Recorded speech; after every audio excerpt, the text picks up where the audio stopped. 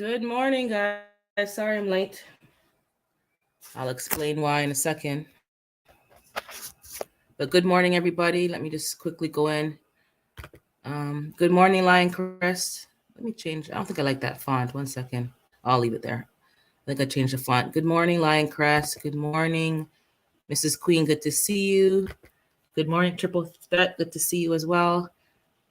Good morning, Carbon Q. Good to see you. Sorry I'm late, guys. It's been a crazy few days. I'll fill you in a bit on what's going on, but not too much detail.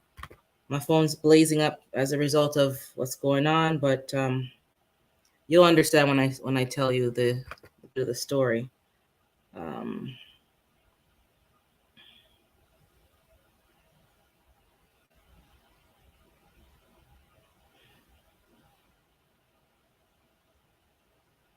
so give me a minute.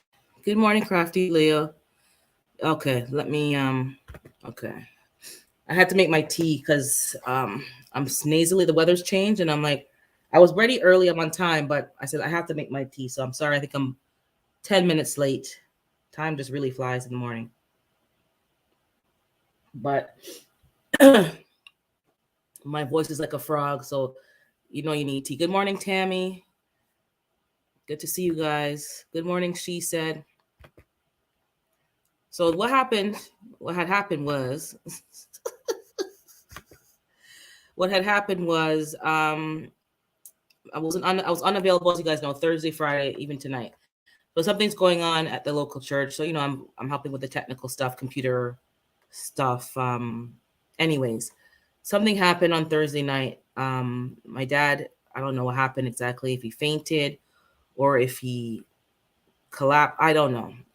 All I know is he collapsed. That's the long and short of it. And I was just ready to leave because it was late. Friday's a working day. I forgot that I actually booked it off. That's how out of it, you just don't even know that you booked the day off. So yeah. So when it happened, before it happened, I saw a conversation with somebody I dislike. I don't like this person. There's reasons why I don't like this person. And this person leeches off of my parents and especially my dad. And I don't particularly like it. And I think it's, sorry the phone's beeping, but it's about this whole situation. So I have to just glance and make sure everything's okay. So I did pop off. There was a pop off, but that is a separate story. I'll tell you about the pop off another time. So ambulance had to be called. He says he's fine. He's not fine. The person came that I don't like to help. Good morning, Krubby. I didn't ask for their help. They weren't called. So when I saw them there in the midst, like right when you're trying to help the person, I'm doing the basic thing, turn them to the side. I don't know what was happening, if it was a seizure, I don't know. Make sure you didn't choke or it was going to throw up. You're doing the stuff and then you see this person here. Maybe you're supposed to be professional. There's supposed to be professionalism when you're helping somebody, especially your blood. But some people you don't want them there. You don't want them there. And I basically made it clear, I don't want you there. And I'll give you a bit of the backstory, not the story, but certain things that have been done to him. And I might get a little emotional. And Mrs. Queen would understand because she's a daddy's girl too.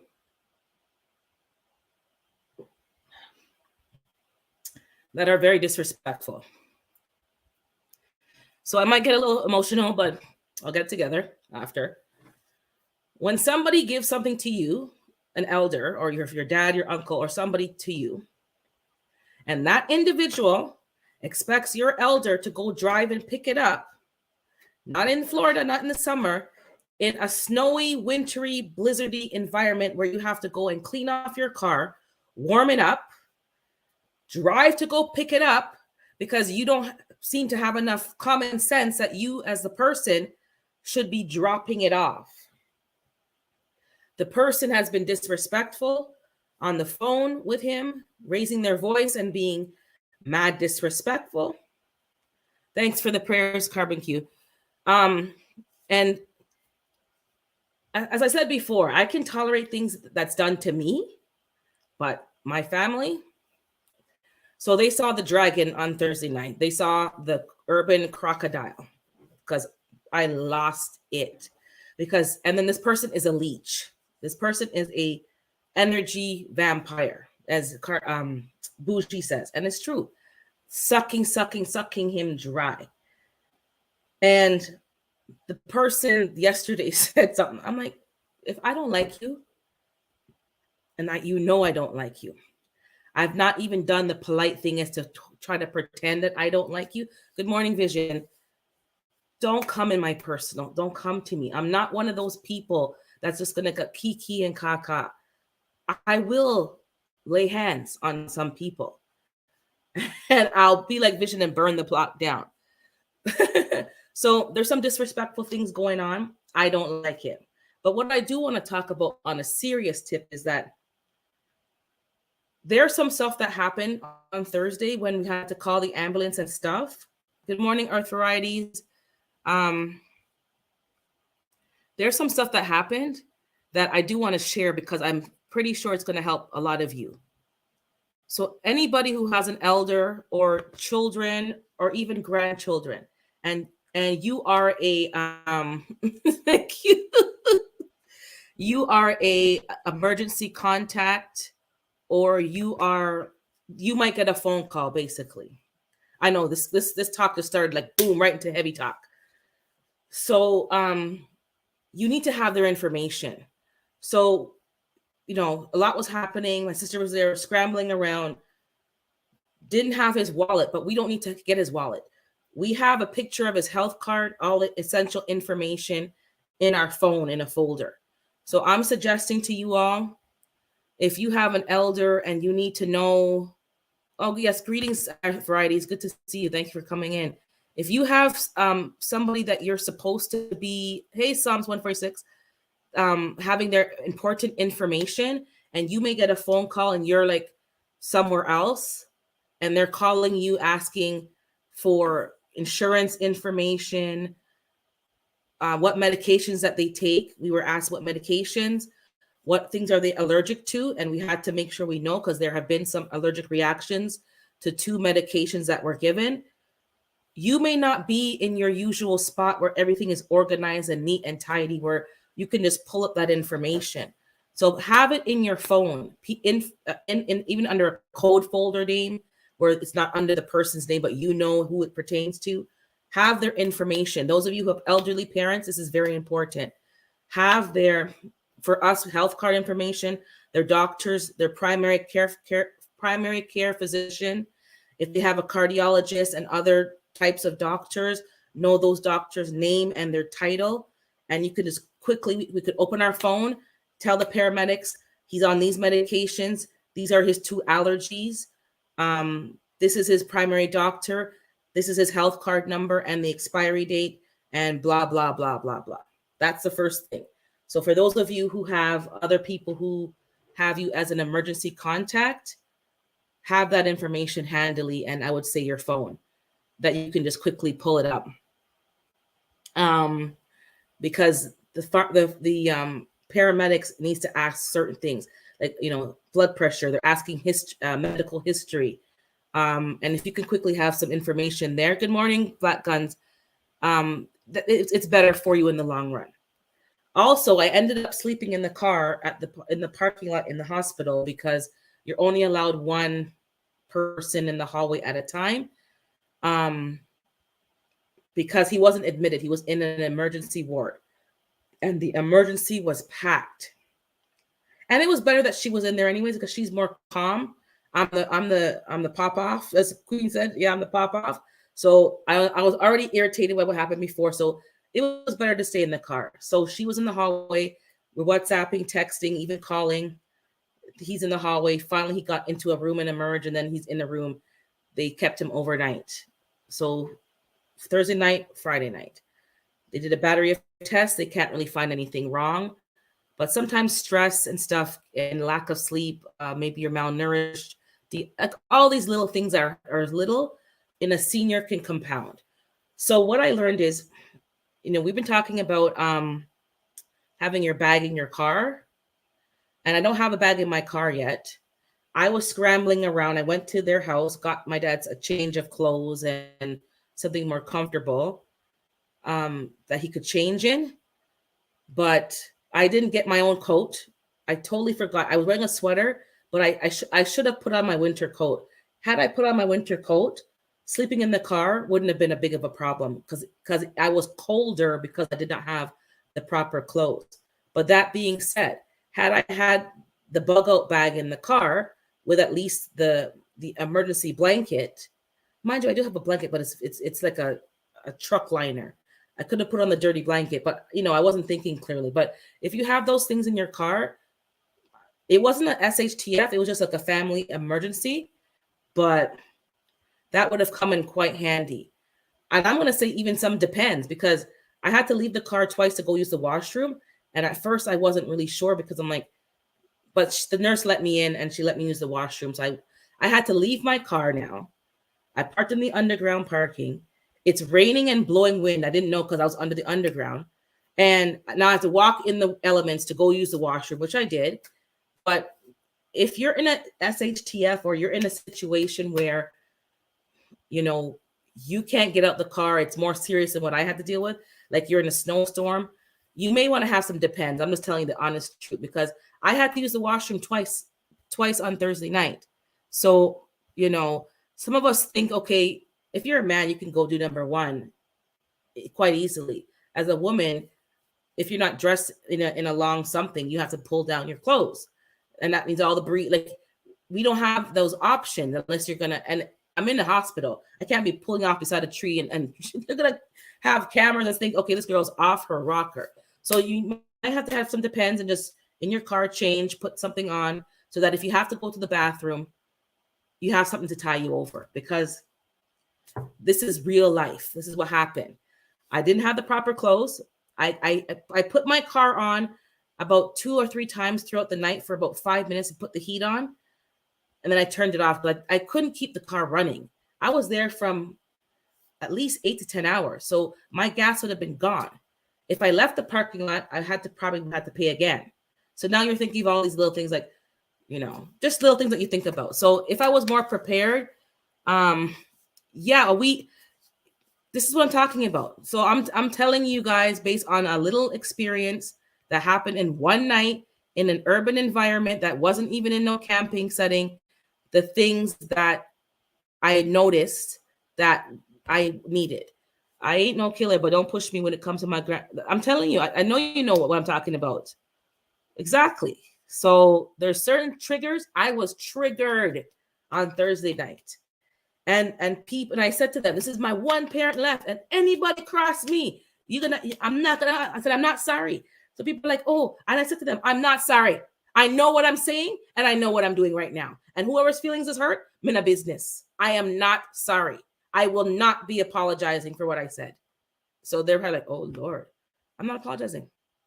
Sometimes you do things and you're not in your right mind. You're in anger. I was angry, but I knew what I was doing, and I'm not apologizing. Period. And the person's like, oh, well, I'm not apologizing. I'm not doing it. So there are things that we know that we need. We know that we need. I'm looking, okay. But you may need them in a non-SHTF situation, is what I'm trying to say. So I had access to the washroom, but if the hospital was going to be strict and say, no, you can't come in because you already have one visitor and you can't come in the building, I would have been screwed. So thank God, but that could have happened. She could have said no, but they obviously have some humanity. They're not going to, well, you never know who you get. So I'm going to definitely be making sure those are some things that you have in your emergency bag. If your car breaks down at a middle of the night and you got to wait a couple of hours for whatever, we have a CAA here, or you guys have some other car, they come and tow you and they come and whatever. And the one thing that I did have that I make sure I carry, I have 2 battery packs for my cell phone. I make sure they're charged up and they're in my handbag. So if my phone went dead, I had enough. The one pack can charge two times, and the second pack can give me a charge once. So I make sure I have that. So for those of you, yes, they do have that. They do have that cuppy thing. So if you guys do, camping, hunting, do certain things, have one of those. But if you're in an urban environment and you're like, you're in a pickle, you're in a bit of a pickle, and or you're with people who could be elderly and they have to go to the washroom more frequently, it may be best just to give them a Depends, tie them over for a couple of hours, have some wipes, and when the situation is finished, everyone goes and has a shower, you're back to your normal everyday living. I think I missed, yeah. And this is what I learned just by like one night of when you guys know, like they must have been like, who is this beast? I said, don't play with me. Don't play with me. People keep pushing and leeching. And this person has been mad disrespectful. So good morning, Michelle. Good to see you. So they saw me pop off, and I'm not sorry. I'm not sorry. And a lot of people don't understand that children see how people treat their parents. And some children are very territorial and very defensive. I'm one of those child. And they're very territorial when it comes to their parents. And when someone comes and is disrespectful, you might as well you don't even need a pit bull. You don't need a German Shepherd. You don't need no dog. You just let that child go and deal with the people them. And they'll just chop them up into bits and pieces. Having my chai tea. But yeah, so that's what I learned. I didn't need water because I didn't want to have to keep going to the bathroom. So I didn't drink anything else. But the heating, good morning, Renaissance, Grandma. The heating was a problem. I'm in October here, and I should have been wearing a coat. But because sometimes we're a bit slack. And when I say slack, I know I'm going to a place, and I'm going right from the car in the building. Right from the building into my car to go home. So sometimes when you're in a cold climate, you're like, I'm not going to really be outside. So you sometimes go out without the proper attire because you have the heat in your car and you have your house. Yes, we don't exactly triple. You don't want to stop anywhere to use the bathroom. That might be a dangerous move. So if you need to get pull-ups and all the different things because it comes in handy. And I had that, I wouldn't have left the car. Oh, sorry. Hey, Mom, I didn't see you. Good morning. And also, the reason I slept in the car because it didn't make sense to switch. My sister was already in there. I've already become a bit climatized to the cold. For me to bring her out of the building, also, again, not with the right attire, to switch and go into the car with me didn't make sense. I was already kind of used to the temperature, my body accustomed to it a bit. And then the other problem I noticed as well is I parked in the underground parking, which made sense. That's a good place to park. Good morning, Don Ray. But the LED lights in the underground parking, if you're trying to get a little half an hour nap, it's not going to work. So I'm going to make sure I have some kind of mask, sleep mask or something, because had I got even like 30 minutes of sleep in the chair or 45 minutes of good sleep, that would have been beneficial. So now I'm kind of like nasally, I didn't catch a cold, but those kind of things can kind of make you get a little sick. So I'm going to have to take some oregano oil today before I forget. But that's what happened to me. So yeah, I did pop off. I'll talk about the pop off another time because I'm still kind of dissecting it myself. But you have to take care of your people. Because the long and short of it is, yes, people should set their own boundaries. People should have their own stuff. But our parents were in a different generation. Even your grandparents. Sometimes they didn't feel like they could set boundaries. Like they don't have the same life experience that we have. They didn't have those same skills. So me expecting him at 80 something to start setting boundaries is not feasible. And it might cause him more stress. I was arguing, with him. So it's like, forget it. I need to deal with the people who are overstepping. because they know what they're doing. They know they're overstepping. And I told everybody, me done. Done, done, done, done, done. Some people are going to be blocked from his phone. There's going to be some blockages. There's going to be some boundaries. Who sent me unknown message request? Sorry, let me make sure. Because the hospital does have our numbers.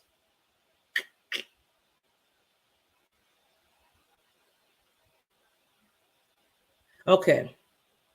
So, and you don't want to treat elderly people like they're incompetent. So I'm not saying that as well. He's a very active individual. There are some 60-year-olds who can't keep up with him. He's not decrepit. He's very healthy. He's very active.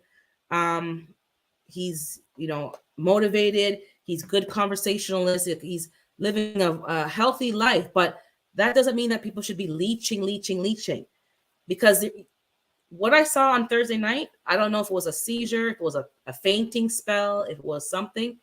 Then he's like, okay, I'm fine. I'm like, no, you're not fine. You are not fine. And you see how people are so used to saying, okay, I'm good. You're not good.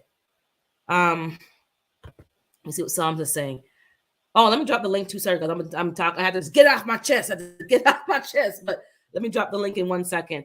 I've been going out in the mornings, only a sweater. Yeah. If your van breaks down, whatever. Exactly. My sweater was fine. But when I had to now sleep in a car overnight, just in case, the sweater wasn't enough. And I literally, when I walked to go back into the building to go to the washroom, and I got around the bend where the emergency entrance is, a wind hit me. And I had a mask on because you have to wear their surgical mask. So I had put it back on. And I literally, my teeth started chattering. I haven't had, I'm like, that hasn't happened to me in years. The wind just, I wasn't dressed properly. And I know I wasn't. Hey, D Macro, I know I wasn't dressed properly. That goes without saying. So that's the whole point. Have something in your car. And I know it's annoying in a cold climate when you have something in the car, it's going to be cold. Any blanket that you have is going to have a chill to it before you put it on. But once you get your body heat going, it's fine. So I should have had gloves. I should have had a hat. A scarf would have been good. And even a light jacket. My feet were definitely cold. I was not wearing my usual shoes. So the whole dependence was on my socks. I was wearing like these step-in slipper shoes. Why was I wearing those shoes? So my socks were the only layer of barrier against the cold. So I learned a valuable lesson. Sometimes, but if worse came to worse, it wasn't like I was stuck. I wasn't stuck somewhere, guys. I could have driven back home. I could have gotten the stuff. I could have done all that. But I just said, I'm just going to stay here and just stay here. Just in case, because after what I saw, let me make sure I don't have to get a phone call. My great granddad is 92 and his wife is 66. Lord, I'm a hot girl. She called me because she I don't know how to step up, and I even had a problem with stepping up. Okay, she's saying you don't step up, Mrs. Queen. Oh, so I guess she's getting a bit saucy from what, if I'm reading it correctly. She's getting a bit, she's saying that you're not stepping up, but you never had a problem. Okay, I see what you're saying now. And anyways, that causes a lot of, good morning, Rambo. I'm still going through what happened, to be honest. I'm not sorry. I'm not, but there is a few things that I do have to change, because my sister was like, we were going to kick off a bit, but not really. She's like, don't do it in front of dad. Don't do it in front of dad. That's the only thing she said. She don't care about me popping off. And she was right. So I had to make sure that he's not hearing it, because he's already having a medical issue. So you don't want to, inflame that with him. So make sure it's not in front of dad. So that's what I learned. So, everything's a learning experience, but there's some things that people know are a trigger, and that is a trigger. I haven't even gone through the whole scenario. I'm still going through it, but I learned right away. I could share that with you guys. That's what I learned. I was not dressed properly. But I had a battery pack for my phone. I bought one that let me just tell you the amount. I had the box still here. I don't even know why the box hasn't been thrown away. It is a power bank, 8,000 mAh, whatever that means. But yeah, 2.0 total output. So it will charge my phone fully 2 times. So that's why I bought it. I'm sure they have bigger ones that with more can hold more power. But if my phone, I had no worry about my phone. I had 2 charges with this. Oh, I had this is from Canadian Tire. I don't know if you have that in your local stores. Maybe like Best Buy and even Wally World, and these are not hard to find. I got this on sale for like $10 because these are so readily available now. You don't have to spend a lot. I got the adapter for it because I changed my phone. So now my new phone has a C connector. I got a couple adapters on Amazon and added it to the cord. And that's that. So I keep that with me anywhere I go. The charge, and I have a second one that's not as good. Hot hands. Exactly. So we've been talking about this. A lot of y'all been sharing your preps. I'm just here to tell people who may just be like, yeah, I'll get to it. Get to it a little faster than you really wanted to. I'm in a cold climate, so heat is an issue. So hot hands are on my list. The thermal blanket, an extra set of clothes in the car, because even if those clothes are cold from being in my car, once I put them on and have them on for a few minutes, they'll warm up. I have wool socks, like those get some work clothes. Like, when men work on the anybody, but construction, they buy certain socks and certain things, the itchy stuff. Get a couple of those and put them in the car so that if something happens, because you don't want to be too hot. Like some people get hot, they don't want to over layer, but something happens, you have socks in the car, you got your wool scarf. I have a blanket that we had from alpaca wool. That blanket, if you have a few people under that blanket, yeah, that's what I gathered. She have a problem. And even that, Mrs. Queen, that was a problem with us as well. There were some other people joined the family, and yeah, it's a problem. But I'm not going to go into that because that's going to get me to another whole other story. Oh, my father had a medical issue. I don't know if he fainted or passed out or a seizure, but something happened. The way that it happened, I kind of popped off. And there are some individuals that are leeching off of our elders, and we got to put our foot down. You can't watch somebody hurt their own selves. So if they can't put boundaries in place, you got to put the boundaries in there for them. This is getting cold. Let me put on my coaster that plugs in and heats up. I don't like cold tea. Hold on. Yeah, I got a plug-in coaster that keeps my tea warm. So when I'm working at my desk, I don't have to get up every second. But yeah, I threw on some tracksuits today. So guys, I'm just like out the bed. I didn't sleep Thursday night. And even that, oh my God. So a sleep mask, blankets. Yeah, it's been cold. But that's what I learned from that. But let me drop the link before I forget. I want to keep going through. I think if I missed you guys, sorry. I think if we don't wear enough clothing when we get stressed, I think you're right. You know what? You're probably right. I didn't even think that. I think I was under stress, because I was chattering when I went around the corner, and I'm like, and I'm on the phone, I'm like, and I couldn't stop. Like, those teeth that people have hopping around the table. That's what happened, and I couldn't stop chattering. And maybe the stress also, and the adrenaline that had built up, and then all that happened beforehand, and now I'm in the cold. Yeah, I think that you're right. So I'm going to make sure I have, so if you missed what I said earlier, good morning, Lashes. If you have children, elders, and grandchildren, anybody that you are I got 1K. Hold on. What? I didn't even know that. So if you guys are here for a party, I didn't even know. This is the first, what? Sorry, I didn't hold. I'm checking now. I'm checking. Give me a second here. Let me just reply to this text. Sorry, guys.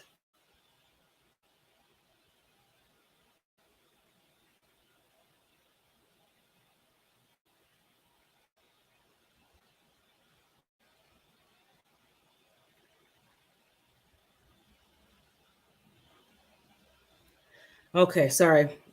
As you know what's going on. So now it's like my attention is a bit divided, but my YouTube channel. Sorry, I did not realize I had a 1K. So this is news to me. As you know, I haven't been. What? I'm in. Sorry, guys. I didn't know. I have over what? When did this happen? Because last I checked, Crafty was at 900 and something, and I was maybe just at 910. So what? Did not know. Well, thank you guys. That's fantastic news. Didn't check. I've been on YouTube, but I haven't been checking the number. So thanks, Miss, for telling me. My goodness. Thank you. I did not realize. Did not realize. But yeah, Miss Dawn, keep something in the truck. Keep something in the truck. It just, and it's not even just for yourself. Sometimes it's for somebody else. So had I been dressed properly, that would have been less burden on my sister, who was not, because she traveled in the ambulance. So she didn't have a chance to get anything. I, who left to get the clothes for Dad, I made sure I got his meds and get something else. She mentioned to get him a coat, but with all the what's going on, I left the coat. But yeah, thanks God. I didn't know. You're right, Miss Queen. Give God thanks. And that's a note to self, guys. Those of you guys who are watching, like you're trying to get to 1K, don't watch the number so hot.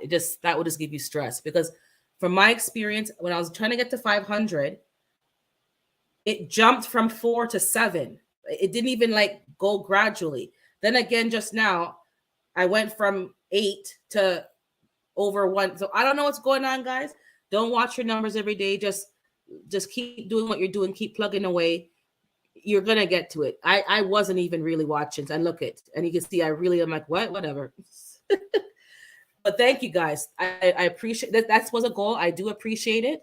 We will have a party. Not today, because obviously I didn't even know I had 1K. So we will have some kind of party. I don't know if I can do giveaways because of the distance, but we can do a party. But when it's the monetization, definitely we will be doing something more tangible. I'm going to have to figure out how to get those prize picker app and all these different things. So I thought by December, I'll get the 1K. I guess not. Wow. That's fancy. So don't have a goal, yes, but don't be watching it every day, because I was doing that before, trying to get to 500, and it was just not healthy. It's not healthy. Just keep plugging away, keep doing what you're doing, and it will happen. But let me drop the link for StreamYard. So you guys can say a few things and just join the conversation. But what I will also say is somebody called me, my second mother, Mother Richards, she called, and she talked to me for a bit. I have no problem admitting my wrongs, admitting, get what, girl? Queen, get the good hair. I gotta pull up the good one, yeah. Yeah, so now we're gonna be working on WH. But I'm working on the WH as well as giving more content. I don't want you guys to be just watching it. I appreciate you guys playing the playlist. Don't get me wrong, but I do think you guys, want to enjoy some new content. So I do have things in the queue and things that I'll be dropping. Some short stuff, some actual shorts, some shorter videos, and some longer stuff.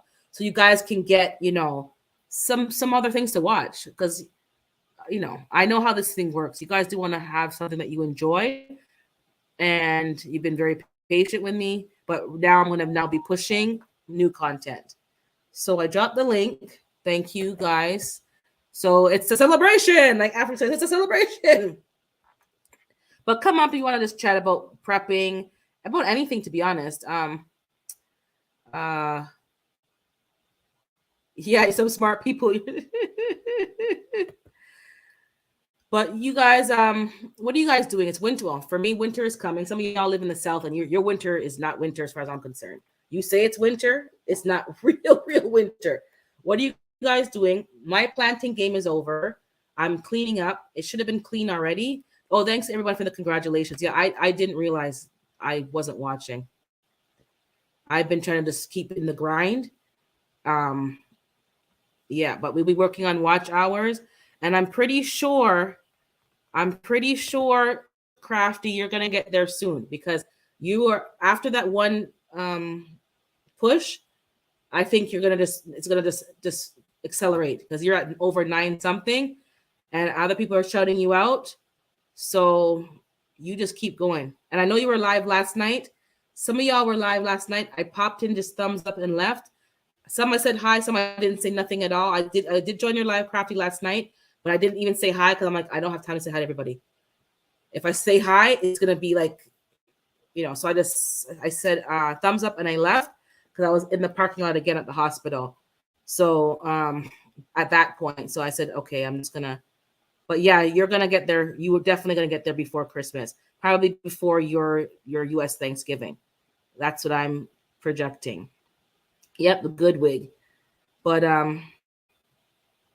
oh, definitely, it's who you know. It's definitely who you know, because there's people here who don't have any content out there, but they have a lot of subscribers, or sorry, family members. Why is that? It's who you know.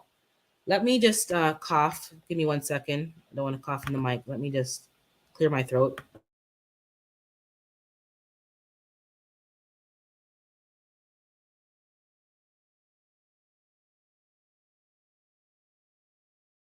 Good morning.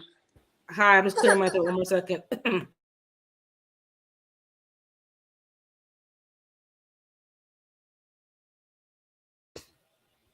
Sorry, it's like you get, when you're in a cold climate, you get that thing in your throat.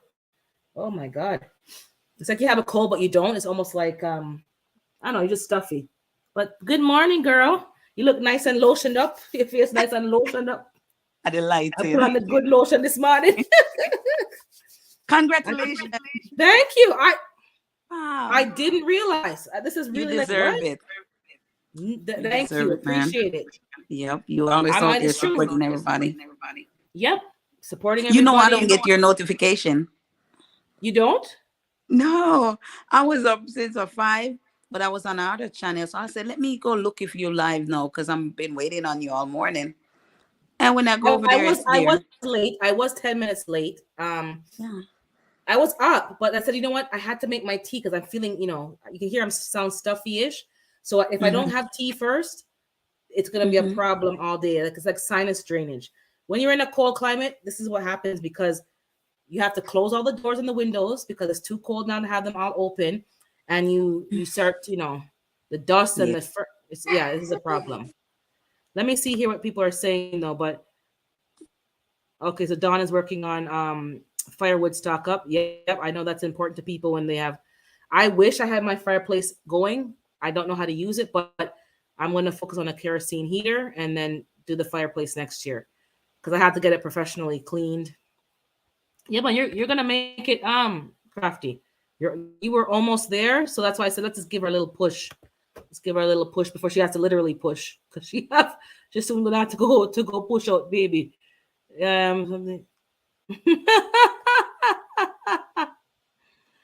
And yeah, Mrs. Queen is a good supporter. She's one of those people. She just wants everybody to win. She does want everybody, and then you as well, Lashes. There's just people who, and even myself, you just want everybody to win. We all can win. We just don't have to fight and be competing like that. We can all win. We all have a different aspect and different, flavoring. Woke up to our first frost. A couple of pepper. I brought my sweet potatoes indoors. These squirrels now, there's not much left to dig up, so they're digging up my veranda, my spinach, and some things that these squirrels, oh my God, help me. I'm not going to fight with them, but I am going to be working on hydroponics. I am working on a garage tent setup. This is why also you want to be monetized, not because you're greedy, but you want to have a little extra money to put into your garden and back into your channel. So, there's nothing wrong with having a goal. And trust me, I did not think when I first started that this was even possible, and it is. I thought that after you put that, let's get her to 1K in my chat.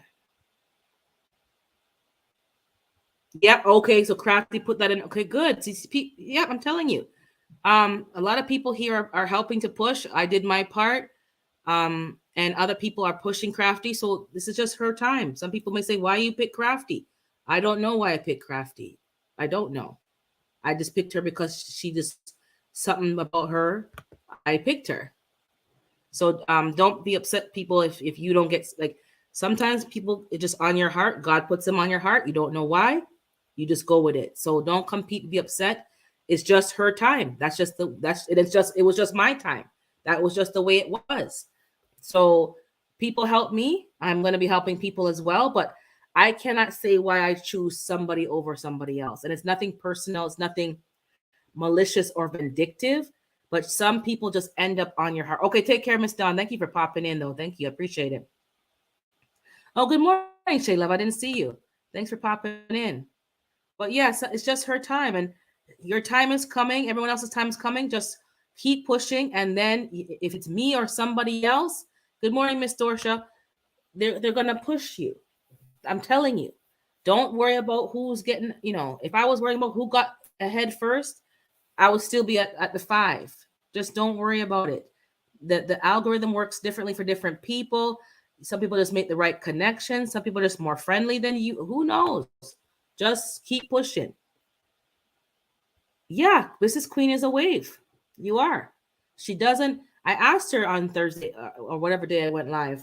I think it was Thursday because that was the same night that happened with my dad.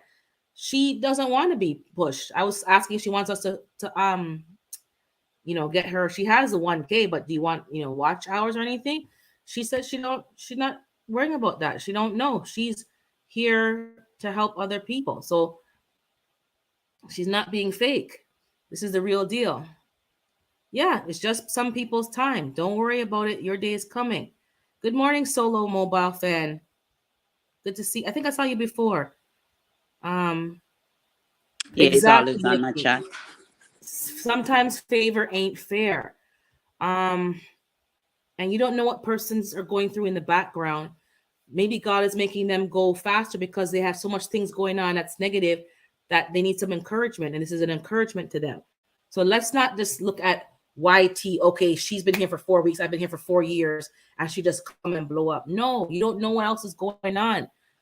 So let's just not be competing.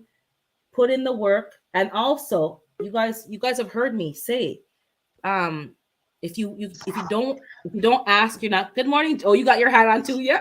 If you don't ask, you don't get. I asked for some. I said, listen, guys, I need some help. So don't be there salty and silent. If you want help, ask for help. Sometimes we don't really know that you needed help. Miss Nikki asked for watch hour help, or WH. I don't know if it's in the word. And we all came along and helped her out. Sometimes you got to make the need known. Not just in church, make the need known. You have a need and need some help with your. And a lot of you have some channels. I'm watching them, and you will be promoted. Just keep pushing. How you doing, Miss Gina? How you doing this morning? I'm good. I was in Sam's, hence all the crap in my back seat. So I was like, she hit us. I did not, girl. If Miss Queen didn't type it, I'm like, what are you talking about? So I stopped. I'm looking at my phone. I'm like, I don't know what I have. See, this platform is sneaky because you'll be at 800, and then 2 days later and I'm like, where did all the people come from? It's like they held them back for review. Like, are they real supporters? Are they bots? And I guess now they were released. So you see, congratulations, deserved. Thank you so much. Now I just got to work on the hours, and then. But the same thing when you're focusing on helping other people. Already? No, I lost a lot of hours because I guess your anniversary passed. So they take off all those old, and I didn't know mind They you, so sneaky. I didn't have enough subs, so I would have lost them. So you have to time these things right. So now that I have the sub, I'm gonna be You pushing. gonna get it.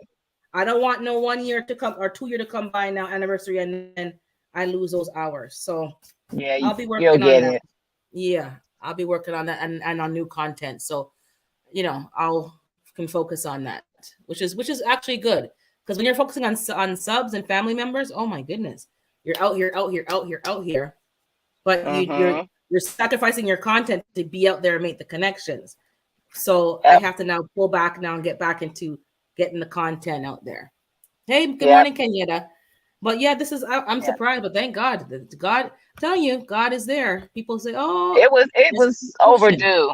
It was well overdue. I remember coming to your channel like, she ain't at how's her numbers so low? Like, no, overdue. The algorithm. I'm telling you, this Oh, you algorithm. don't have to tell me. I know. Yes, It is. And once I it is. got to know some other people on the platform, it's like it started pushing me out more. You guys are putting me Mm-hmm. on your tab, yes, but the algorithm, because I'm like, people are finding me in other. I'm like, okay, now it's pushing me Mm-hmm. because it's like I'm Yep. connected with other people. So yeah, it's who you know. Yep. I think the platform Yep. kind of sees the connections, and it starts to, like, if somebody likes certain gardening stuff and you're on their feed, they'll put me Yep. under Gina on their feed too, because they connected those dots. I'm like, this AI Yep. is a real thing. But yeah, It man. is. But I'm here It prepping. is. I'm not ready. For even my own winter, which I've been in this country for how many, and I'm still not ready for my own winter. I can't find my winter hats. I can't find my gloves. Like, I don't know where I have to go find my stuff and Listen, go wash it's everything. cold. I'm telling It's you, cold. it goes right through your braids into your scalp. I'm like, what is happening here? I had to go buy some new lotion because the one for my face wasn't greasy enough, and I'll go outside and Mm-hmm. just evaporate, and then you see all this cracky crack. I'm like, I had to Yep. pull out the heavy lip balm because my lip be cracking last. I'm like, what? Yep. Yep. I have I the went flannel out to the garden pajamas. this morning and I saw Mm-hmm. frost and I was like, what's the what? So today I got to harvest stuff. I got peppers out there. I have my sweet potatoes. I heard somebody say something about their sweet potatoes. Yeah, Did mine are you in the say that, garage. Yeah, Urban? they're in the but I don't know if I have some at the side door that were planted on time. The ones that are in the garage were planted late, but the squirrels be different. I don't know what's gonna happen. I'm just gonna see if they perform. They probably won't, Mm-hmm. but I'm just doing an experiment. But the ones that are outside, I'm Look, gonna dig them up today. Yeah, it's already there, yeah, so I might as well try and see. Maybe I need to yep, get more lights or something to the garage to give it the whatever you call it, those UV whatever rays, but to grow. But I'm gonna see if my eggplant, my sweet potato, and something else in the garage will be okay. So I'm gonna they'll try be, to if invest you in pull them content. out Yeah, every day for a couple hours, they'd probably be fine. Are they yeah, to give rollable where some, you could just pull them yeah, out for a couple hours? and then put them back, and then Mm-hmm. and then the sorrow at the front door is they're loving it right there. They get sunshine. They're out of the elements. I see them like Mm-hmm. getting bigger and fat, like to my thumb size. I'm like, okay, I'm gonna have sorrow. People are laughing. This man came over who did my electrical work. He's Jamaican. He goes, "What is that?" I go, "What do you mean, what is that? You don't know what that is? You don't recognize it?" He goes, "How you have sorrow here?" I said, "Hello, you don't miss your native foods?" He goes, "That's not gonna bear." I go, "Look at it's bearing." And he was like, "Oh my Mm-hmm. goodness." I go, "Yeah, it's gonna bear. You Yeah. can grow whatever you want in any country. It's if you're gonna make it Mm-hmm. the right climate for that plant." So I had to bring them Yep. inside. So Yep. he's like, he couldn't believe. I said, "Yeah, I'm going to be growing our native food. I want to, but you have to put in Mm-hmm. the effort." So he told me what to do You do. because he's going to put some wiring in the garage when I change my panel so that I can Mm-hmm. run a grow tent in the garage. Because now that he sees what I want to be doing and run lights and run a deep freezer, he goes, "Okay, you're going to need so much. So he's getting me set up so I can have my garage have a proper grow area with a tent so that I can put those Nice. things in. Because I told you I don't want no bugs in my house. These when you go from the garden to in the house, no, I sprayed, but there's one or two gnats that just kind of slide I was in, like, I get those little nets. Yeah. and you know you don't want to be canning food and you're flashing gnats, and then you don't know if there's a gnat in the food. Like, Mm-hmm. you I don't want that. agree. So I really, if I'm going to grow indoors, it was from seed indoors all the way from start to finish. There's no outdoor because I don't want no bugs or hydro. Yeah. But if it was in the garden, I wanted to go in the garage to finish off, and the bugs can stay in there because you could. Yeah. That's have your heyday, go right ahead. So that's what I'm going to be working on next. But yeah, winter, I'm not ready. Let Me neither. I'm like, we just literally went from summer to winter. Where's my fall? Yeah, I don't see no fall. I need my fall. They're And I know it's probably chillier where you are. How cold is it there? Let me see, because I have it in Celsius. I have to convert it because where's my weather app? Hey, hold on, let me bring up Rambo. How you guys doing? You guys are good? Hey Rambo, how you doing? Mr. Rambo? I'm not too bad. I'm at work.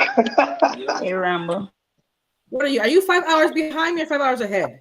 6 hours, I think. I'm not sure about how it works out for Canada and 9, London. 10, 11, 12. So it's like it's 2 p.m.ish there.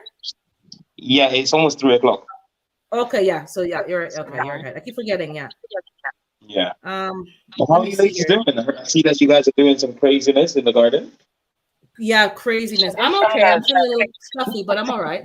I see your garden's flourishing, man. I was like, what's going on in England? My God.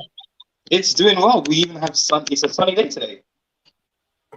Yeah, you guys have milder winters than we do, right? You have like especially the down, because London is southern, so we tend to have like later frost and stuff like that.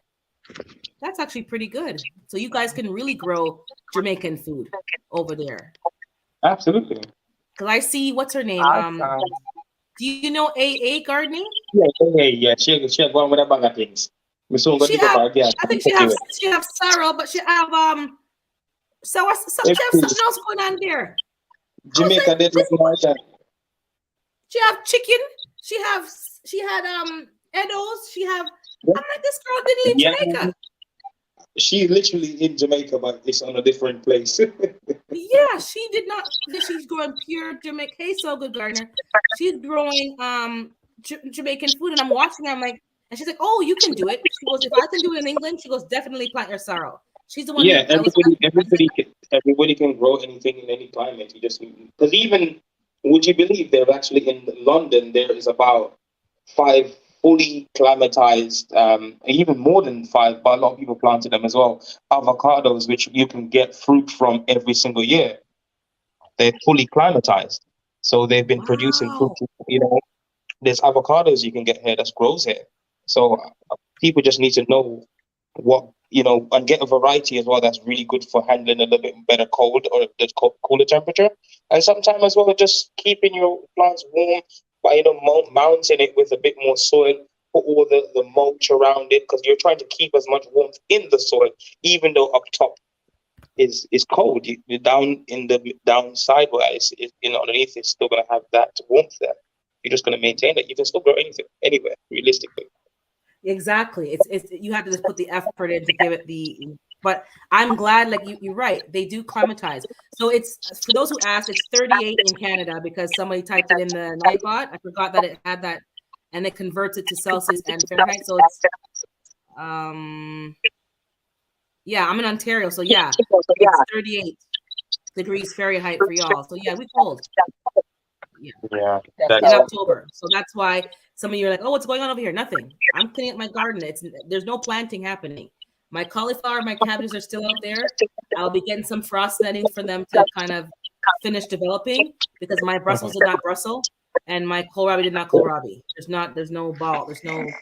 So it's just fine. Leave it up there. It's good. It can handle the cold. But the leaves, they're fine. Actually, you'd be surprised. Kohlrabi is a cold fruit. Cold fruit, my back foot. A cold vegetable variety. Yeah. Of the brassica family.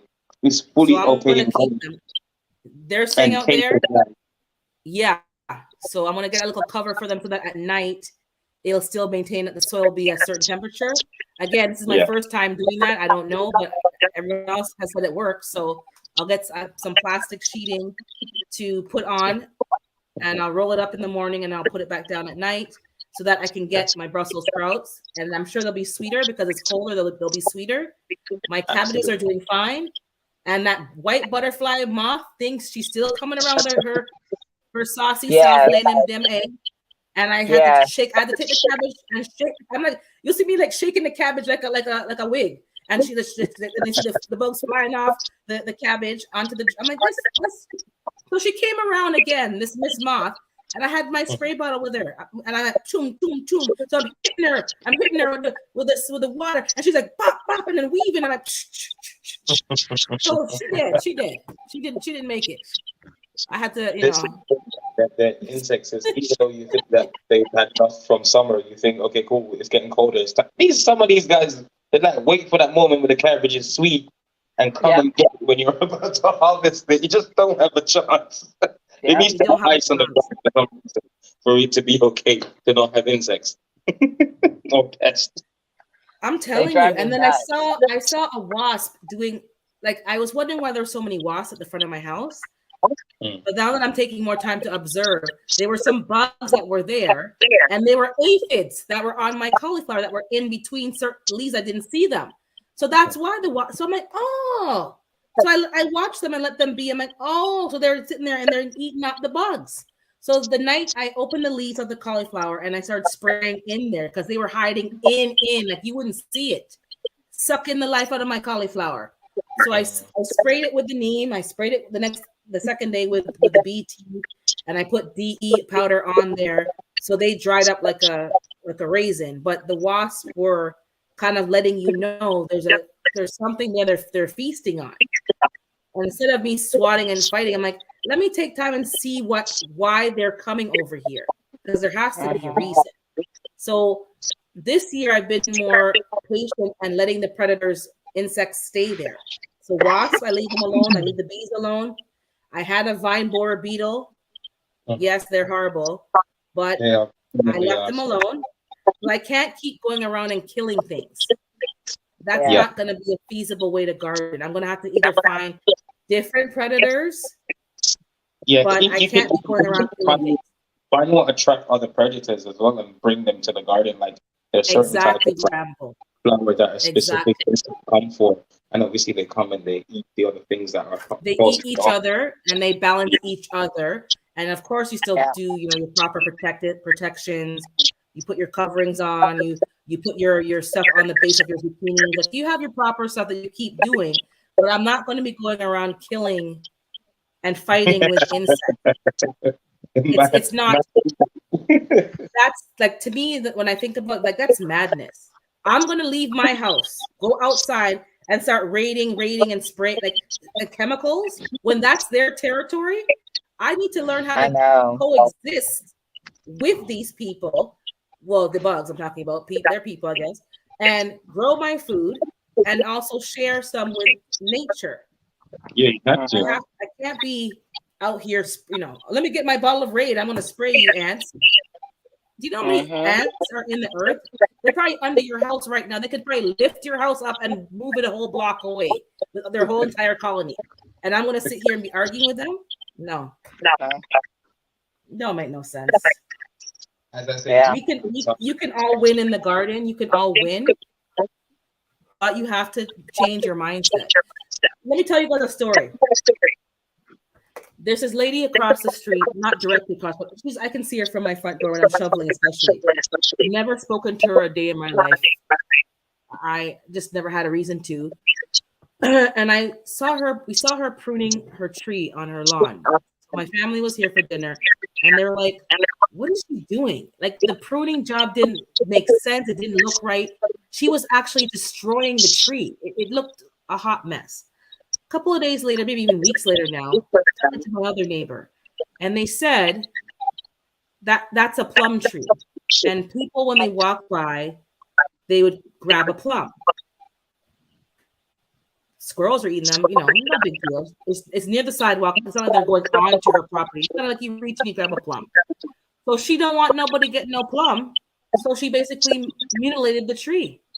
Because what she did was not pruning. It was not really a pruning job. It was just a hack job. The tree looks terrible. So I'm thinking to myself, so I'm talking to my neighbor, I'm like, you're telling me that she's so bad mind that she would rather mutilate the tree than to allow people to grab a plum when they're passing by. Wow. And then they said yes. And I was and that bugged me for like 2 days. I'm like, you're really telling me she's that bad mind? Yeah, she would rather just mutilate the tree. A tree that you don't care for, the tree, nature cares for the tree. You don't water the tree, you don't fertilize the tree, you didn't buy the tree, it was there when she moved there. But you want to mutilate the tree, so you want to cut off your nose to spite your face. Because you don't want people enjoying the fruit. And I said, that is like a sermon right there. That is a sermon right there. The woman is wicked. Then you wonder why old people have all these problems and suffering. Because they're not nice. She's not a nice lady. Not nice. And I want to take a picture of the tree when she's not looking. Or even if she's looking, I don't care. I'm putting it on Instagram so you can see the tree. The tree was not pruned. The tree was, all the main limbs were just hacked off. She just hacked them off. And I'm thinking, had I known she didn't want the tree, and if it was a plum tree, I would have grabbed all those things and I would have had starts for new trees. Yeah. No, she don't want nobody to enjoy a fruit that she did not participate in developing. That to me is just like, I couldn't believe, like, to me, like, wow. Now I know you don't want people on your property. I understand that, but it was near the sidewalk. It wasn't like it was near her inner part. Really? Yep. Really. So they said, people yeah, are they don't just talk so about her mean. either. She's just a very mean lady. And then they said that she moves her car from her garage, and she has an empty three car driveway to park in front of her house so that nobody can park there. This is the person. And I'm like, it takes so much. That's so much effort. You know how much effort it takes to be that You're mean? wasting energy. Yes. Yes. And a so lot much of us effort, do energy, that. and years off of her life to be that miserable. miserable. And all the wrinkles and it just shows you. And we all do it in some form or fashion. Maybe not to that degree, but sometimes we all are a bit, we can have a mean streak. But most of us put it in check. We do put ourselves in check and say, no, like, I'm not gonna do that. We do have a mean streak, but her streak is just, it's all of her. She's just completely mean through and through. Who does that? Yeah. I'm gonna get out of my bed, get dressed, to go move car, to go block this spot so that nobody can park there. When you have a 3-car empty space driveway and an empty garage to park your car in. Yeah, she's that mean. No. And I know that's true because the one time I heard her speak was somebody parked the car there. And you all know about my previous story about the city official who was investigating the neighbor because of all the different stuff that was going on. So the city official came, and I knew it was him because he came and he was taking pictures of the front to see if the debris was cleaned up and all the different things that the people were complaining about. And then she's like, oh, move your car. And he's like, and even that was stupid because somebody's crossing the street, their back is to you. You're calling them, distracting them. So then he's turning, but he's still in the road. You know what I mean? Like you're causing him harm because he may not be paying attention. Anyways, he's like, I'm only going to be here for a minute. So it's garbage day. So I guess she's like, oh, don't park your car there because the garbage truck is not going to pick up. But the garbage truck will pick up your garbage. They're going to have to now get out of the truck to pick it up and not use the grabbing things. Exactly. He's like, I'm only going to be here for a minute. I'm only going to be here for a minute. No, move your car. You don't own the roadway, lady. You don't own it. And the man is here because people then complain, and he's making sure that they cleaned up the mess and get the place looking decent.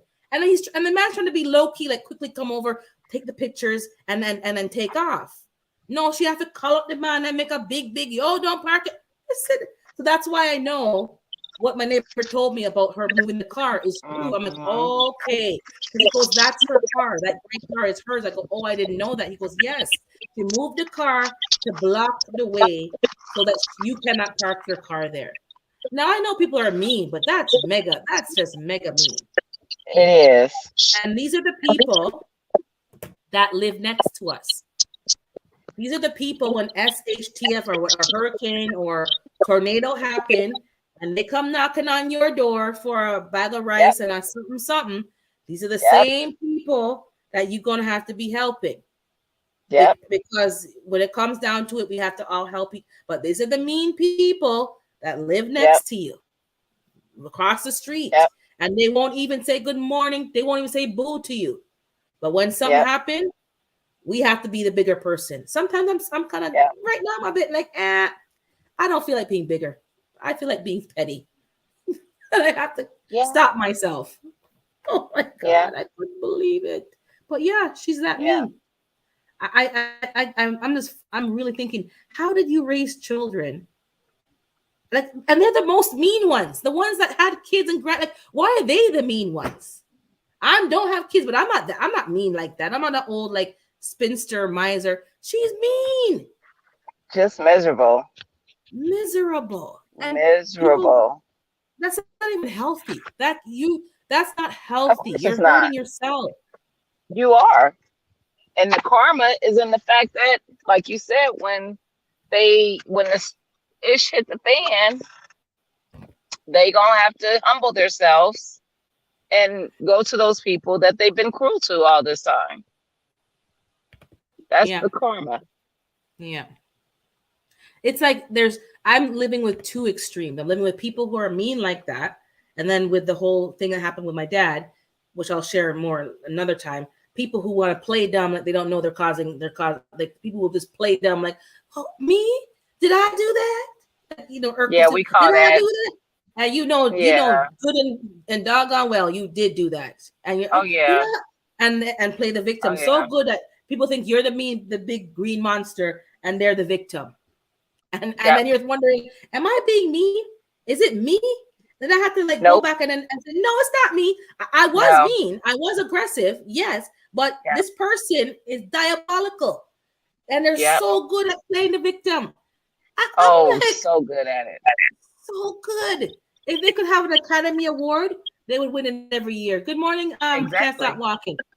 And I'm thinking, oh, Good morning. the person just, oh my God. I'll have to tell you guys that later because I'm still dealing with her. So let me just I finish think we with her. all know some narcissistic person like that. So trust me, we get it. And people think narcissists are like sociopathic criminals. No, they're everyday people, and they're so manipulative. They manipulate. Yes. Oh my! And you're sitting there. They manipulate. I can see it, and people think like, oh, you're just over it. I'm like, you don't see that she's manipulative.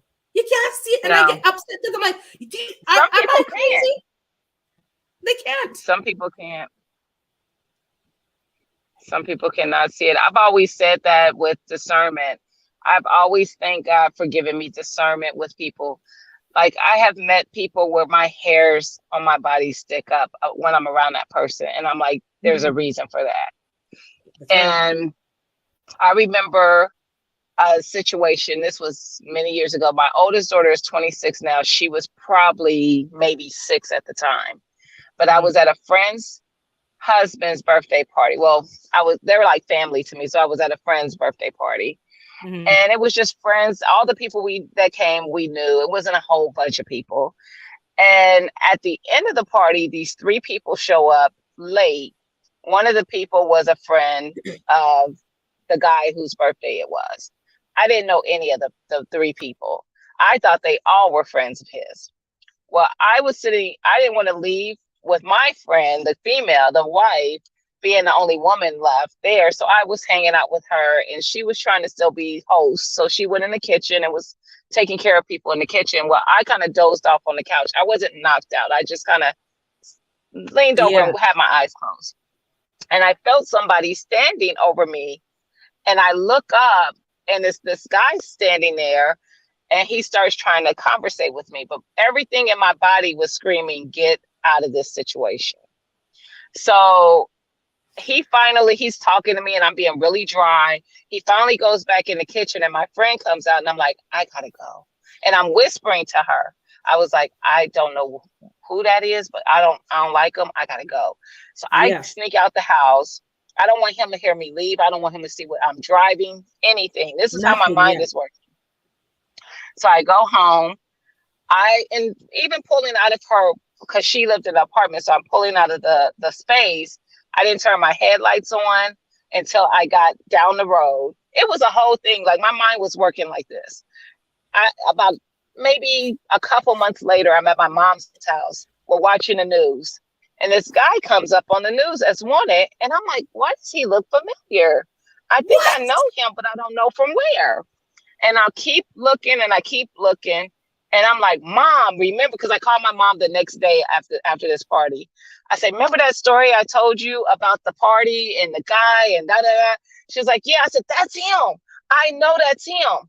He was wanted for multiple rapes. And your friend had him in the house? Did she know that he was a shady person? Nope, didn't know. So I called my friend once I realized who he was. And before I can even say anything to her, she answered the phone and she said, yep, that was him. I said, do y'all know him? She said, no. He came with the friend. Yes. And that's why people are so funny about when you bring in somebody I don't know into my house. You need to ask me before you do it. This is why. And yes, they did not know that guy. They did not know him. And even when you told the story, somebody who stands over somebody and you know they're those, like they're not, like, what are you doing? Trying to assess if you can kidnap her? Like, was he planning, okay, can I get this good? Like, why are you standing over me? And you're not in a conversation. He only confers as like a cover up to kind of say, okay, yeah, and then try to, whatever. These people, and you're right. Don't bring other people to events that they like. I invited Gina. Gina shouldn't be bringing 5 other people that unless I talk to you first. And if I talk to you first, I'm vouching for the fact that I believe this person I'm bringing is on the up and up. You don't just show up. But it was just so crazy because discernment is what got me out of that apartment. Discernment. It was that feeling of unease, and something in my spirit said, you need to go. This person does not need to see you go. You need to make sure that they don't see what you're driving. All these things were happening in my mind. And I did it. I obeyed and did all those things and got myself home safely. That's right. But then to see 2 months later, me and my mom sitting there watching the news, and I'm like, wait a minute, that's him. Sure enough, it was. Mr. Joe Blow on the national news. News alert. Oh my God. Yeah. And that's what I tell people. Like, you have to move a certain way. Because even like when people bring people to your house and whatever, even the timing, the logistics of it. Yeah. Why are you the last guest? All the other guests that I know, everything and people that can protect are gone, and you're coming at the end of the party. Like, no, you shouldn't. Yep. No, you like my friend who came with his other people. Don't be bringing people to the party at the end. Now it's me. They're the majority, and I'm the minority. That to me is like, that's just backwards. But people, say, "Oh, I move different," but nah. I don't. And even when I go to house parties, you'll see me by the door or by a window. Yep. Because I've been in. And I will tell you that never I couldn't get out. Yep. And I will tell you that has never happened again. Because even the husband called his friend who brought the guy and let him have it. Because he is very introvert. The husband is. We've all known each other since high school. So he doesn't have a big circle of friends.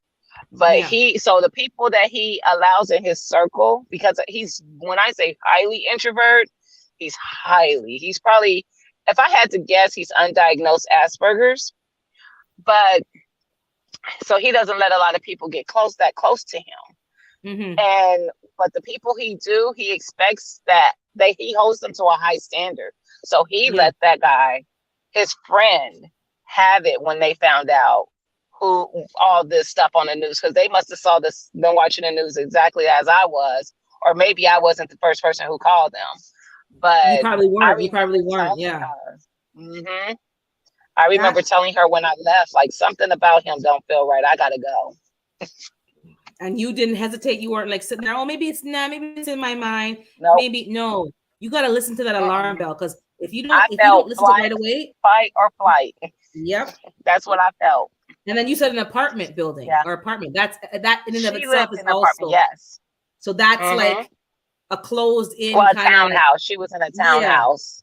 So it wasn't where you had to go inside of somewhere to get to her door. She was in a townhouse. It was a complex. Yeah. Because even that, when I have to go in apartment buildings, I don't like that. And I don't always either. ask someone to walk me down back to the lobby because I've heard some things in elevators that are just, you know, just be careful. People just don't want to feel like, okay, maybe I'm acting childish or weak by asking people to escort me. No, you should go follow your gut. Follow your gut, get them to escort you to the elevator and go down with you, like, you know, two people that you trust, and then they can go back together up to the party and you can be safe to your vehicle. Don't assume that, okay, goodbye, see you later, that it's safe in the elevator. There's a lot. I watched a video and it's a bit side topic, but it's still the same thing. In New York, and I'm sure you guys may have saw it maybe 2 weeks ago, she was in the subway and she was going to work and this guy jumped her from behind and beat her like a rag doll. And this is somebody's wife. And then the guy had a mental issue, and it's not the first time. So I know people in New York, like, you can't carry something, but after what I saw, you better damn well carry something, a kitchen knife, something, because what had happened is he hit her with a bottle from behind, and they had made it seem as if, good morning, Tori, maybe he tried to make advances on her. I don't know if that's correct, but they made it seem like he tried to make an advance and maybe she declined. And I'm sure she wasn't rude, but just, you know, no thanks. She's a married woman. You have to explain to anybody why you say no. No is no. Yeah. But some of these people, not too right. And he hit her from behind. So she didn't have a chance. And then she was disoriented. And then he just started kicking her. And it made me sick to my stomach. But at the same time, you don't have time to talk to nobody. If somebody's trying to ask for your number, you move. Yeah, oh no, thank you, sorry. Or you play dumb and not speak no English, and you put on the fake whatever accent you can put on, and you no understand, not comprehend, and you gone. Because don't let nobody come from behind. And a man came over the turnstile to go on the train to go, and he had to run. He couldn't help her because the man was so the man was probably trying to say, no, stop, no. And then the man came after this man. He had to jump back over the turnstile. And then he came back to the woman. She's probably going to be blind in one eye. And like, we have people out, women out, going to work, going on the bus, and these people are sick in their head. So your story is just that. That man was a serial. Who knows what he's done to other people and what he's doing. Do not. You're not safe anywhere. This is not a fear tactic. This is nothing. I'll maybe find the video and drop the link in the description. And I'm taking the subway. I've been on the bus, and I'm one of those. That's why I keep my face screwed. I'm not out here like, oh, I hardly smile. And a lot of it, as you women know, who grew up in cities, you have to be a screw face. You can't be here smiling, because men will come and approach you. Oh, I think you look nice. And if you ever say you're not interested, or your head picky, or you're ugly or you're like, they start insulting you. Yeah. But now these guys want to come and clap you up, and because you didn't, the man has a mental problem. Yeah. He's been in and out of facilities. They have super strength. When they're off the rocker, they have super strength. I think she had tried in the video to go in her purse, and then she tried to get up, and then he came at her again. If you don't have anything to defend yourself, don't get up. I think if she had stayed down, he may not have come back and kicked her again. Protect yourself and just roll up in the ball and just stay there. That's my advice. And just stay there. And if you can get a little view of what he's doing, just play dead. There's getting up to try to run. She couldn't have ran because she's already severely injured. He probably kicked her internal organs, her ribs. Just curl up, protect what you can protect, your face, your head. They have demon strength. But women, you have to do what you got to do and follow the laws. Yeah. But from what I saw in that video, and you all have seen stuff, pepper spray, pepper gel, your keys in your hand. Do not be walking in the subway with your purse and just walk. You have something in your hand, because what I saw, she didn't have time to go in her purse and start fumbling and grabbing something. Number one, he hit her. She's disoriented. So have it in your hand. And if don't ask no questions, somebody hit you from behind, you just start swiping and dicing and, Yep. and whatever. You don't have time to figure Yep. out, did you mean to do that? Was it an accident? No, you just start because she's Yep. by herself. There's no other people. So it's either early morning or late at night. She was the only one in the underground walking from, I guess, the platform to another platform or to the exit. And that man was just going. And I'm thinking, people like that deserve to be terminated. I don't care. That was wicked. And her husband, when you could tell the husband, he couldn't talk. You know, when you're so fuming and seething that, like, that's my wife. She didn't do nothing to you. She didn't do nothing to you. And you treated her like a dog. He just didn't say too much. He just sat there and he like a smirk, but not really a smirk. Like I'm gonna get you, sucker. That's mine. That's they better mine. hold you behind those bars, or I had told my kids this all the time. Like, I will go to jail. I will tear this whole city up on some stuff for you. So don't get yourself into those crazy situations. You follow your gut. If it don't feel right, you get away from it. You call if you can, but you get out of a situation. Don't question yourself. Don't say, am I just No. Follow your gut. Think about that later. Think about that when you get to a safe space. You wonder why some ladies, like, they're always running. And that's a defense tactic because they get off the train and they're not running because they're in a rush. They're running because let me get to a place that has more people. And so, like, you know, they're moving like, oh, I'm in a rush. Oh, I'm late. You know, no, they're not late. That's a tactic. And I'm like, okay, good. That's a good move. And then I see Cassandra saying here, she was grabbed at the train station when she was getting off of work years ago. She had a lighter in her pocket and set his clothes on fire while he was putting out the flames. She ran. You know what? Yeah. I don't smoke, but that's a good idea. I'm going to start making sure I have a lighter. So thanks for sharing that, because that's something I can legally carry. Yeah. Didn't even think about that. So I'm going to make sure I I have bet you would think that. I think he'll think twice before grabbing somebody else. Yeah. And you just literally, you light them on fire, because that's not breaking no laws. You're not carrying a quote unquote, weapon. But I'm going to get a couple of lighters today at the dollar store. Or even those barbecue ones with the long stick. So I have a lighter in one pocket and the stick in the other one, and I'm just going to. And if you have hair grease in your hair or any kind of hairspray, you don't have time. This is not even a joke. You, as your girls, your daughters who are grown and taking the subway, and especially if they're good looking and they're attractive, some of these dudes, man, they're not right, and they're not instigating. They're not being rude, but because they got rejected or because they just don't like something about you, these men just take set on you, and then that's it. And nobody's gonna help you. And not that they don't want to help you, they cannot help you.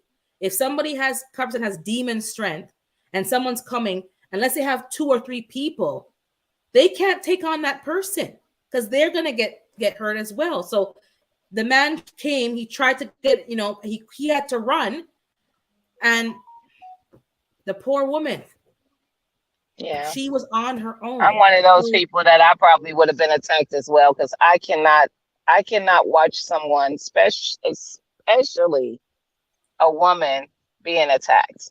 I can't do it.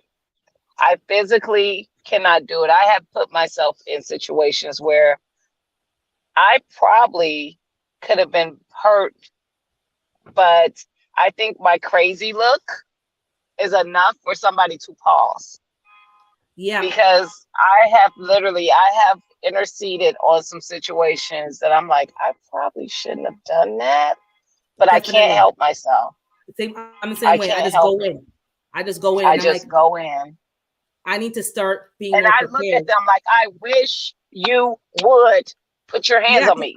Just touch me. Matter of fact, breathe too hard and let a spittle just come out and touch my anything. And I might lose. I am that crazy. Like, if I'm upset, just your breath can set me off. So don't go there.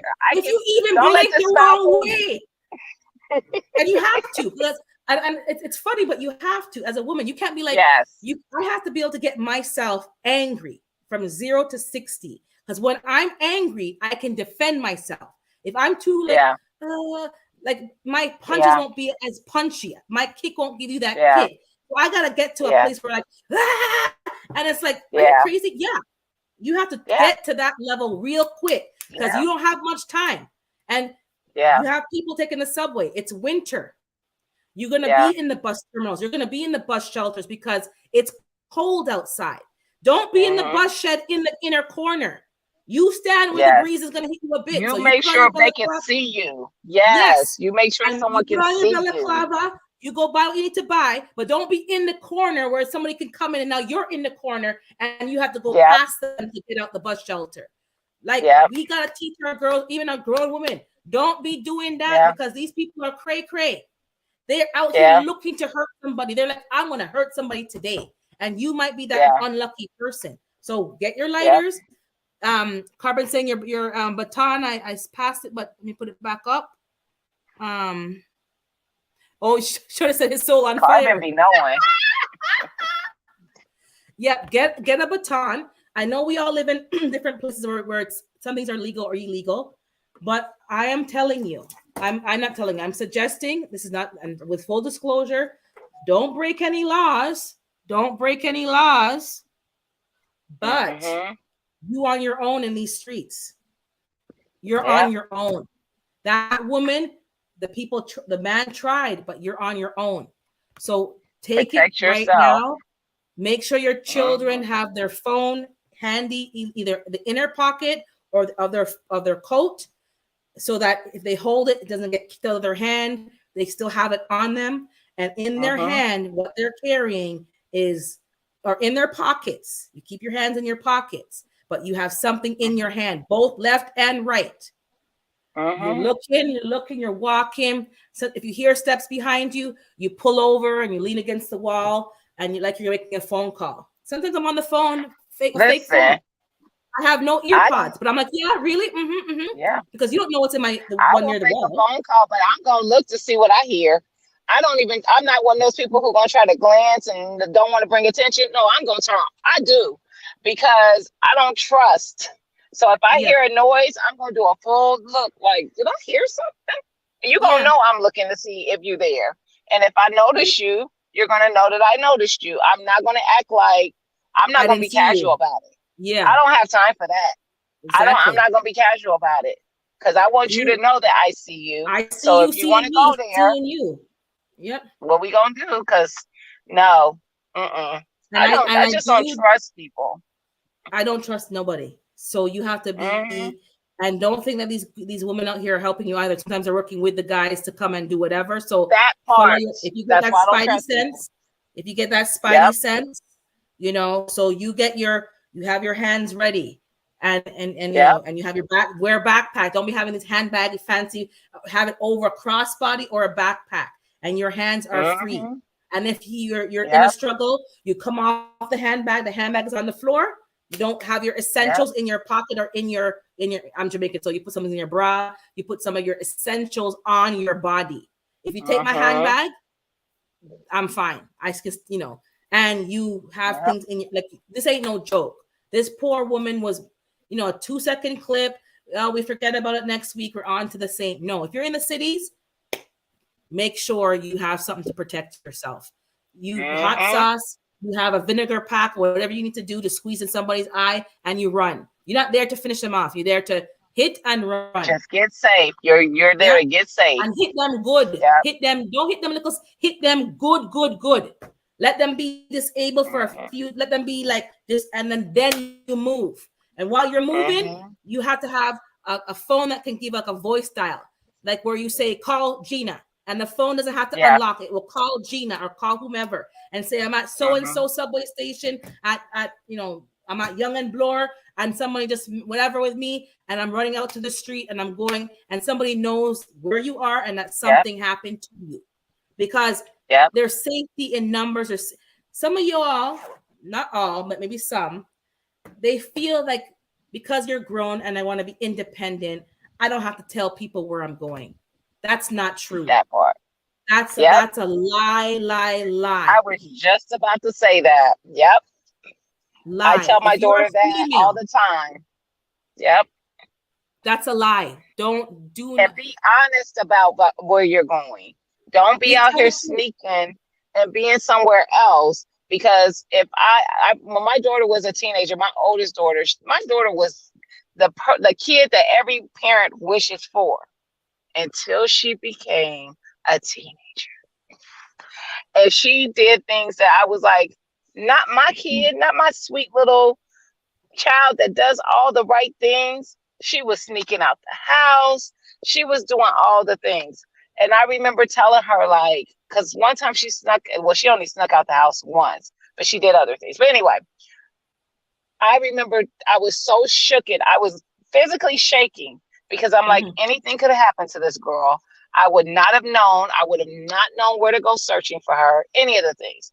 And I told her, I said, the reason it's important to tell people to not lie about where you're going to be or sneaking and going places that you shouldn't be is because if something happens to you, the first thing you're going to do is cry, mommy, because somebody is hurting you. And you want me to come and help save you and protect you and save you from the situation. How am I do that? Because you were supposed to be at Jane's house and you're at Bobby's house. You have to be honest about where you are, because I need to know where I need to head to tear up. I need to know what part of the city I need to destroy to find my child. That's all I need to know. So therefore, you need to be honest. Yeah. A lot of these women are out here dating, like, 30s and 40s and dating, and they think you can just pick up and go. No, somebody needs to know where you're going. If you're leaving work, even your friends that say, like, I'm leaving work, but I'm going to go pop into a bar today. I'm going to pop in, even a text. Don't assume that you're like, people need to know where you are so that if something happens, it's not a surprise. They know exactly where to go, where to get you. If your car breaks down, they know how to help you. Like, none of this. The way you should be traveled. And I can do what I want. No, there's safety in numbers. People need to know where you're going. If you're not home at your usual time, people need to be saying, hey, like, you out? Oh yeah, I'm at the gym. Like, just communicate with people. Just let them know I'm going to the gym tonight. I'm going to go get some groceries at Sam's Club, at the one at so and so and so and so. Because if something happens, or there's a shootout, because even there's violent crime, and if your husband knows that Gina's gone to the Sam's Club on the other side of town, and he heard an alert happened on the news that there's a stay in place, there's an active shooter, he gonna know that she's at that one. He's gonna say, girl, stay in place, because you're here shopping for cheese and you're getting biscuits and you're not even hearing the alert. You're just like, oh, I'm gonna get some cookies. Exactly. You're here, and someone who knows is gonna say, oh my God, Gina's in that area today. That's where Gina is right now. And they're going to make sure you're okay. That's not going to happen if you didn't tell him, I'm going to the other one today, not the usual one. I'm going to the farther one. Like, we act like we don't know. And then when something happens, oh my God. No, guys, teach your women. You need to know where you're going, when you're leaving, who's walking you to the car, what's happening from stage to stage. Do you have enough gas already in your vehicle? Don't be driving on. I used to drive on E all the time. I was so terrible with that. I shouldn't be pumping gas at night. Pump my gas at the daytime when it's safe. What am I doing? I was doing some careless stuff, and I had to say, no. Pump your gas in the day before you go out. Not you're coming from the club. Now you're coming. Now I'm pumping gas. No, because if anything happened to me. And my parents, I didn't lie. I'm going to a club. Well, you shouldn't be partying. I'm going to go to a party.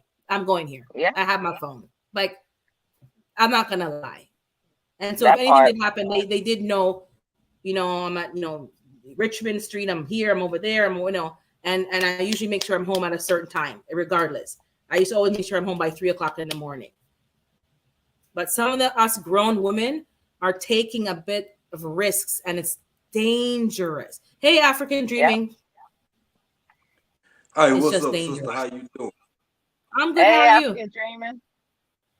Hey, African Dreaming. Hey, sisters, how you doing? Rambo, I'll never get to speak to Rambo. Where he gone now? He's still on here. He's there, Yeah, he was at work. I just want to speak to everybody. Hey, how y'all doing? I want to say this, man. So I'm back in them bushes now. I'm back in the bushes, and I'm off and on.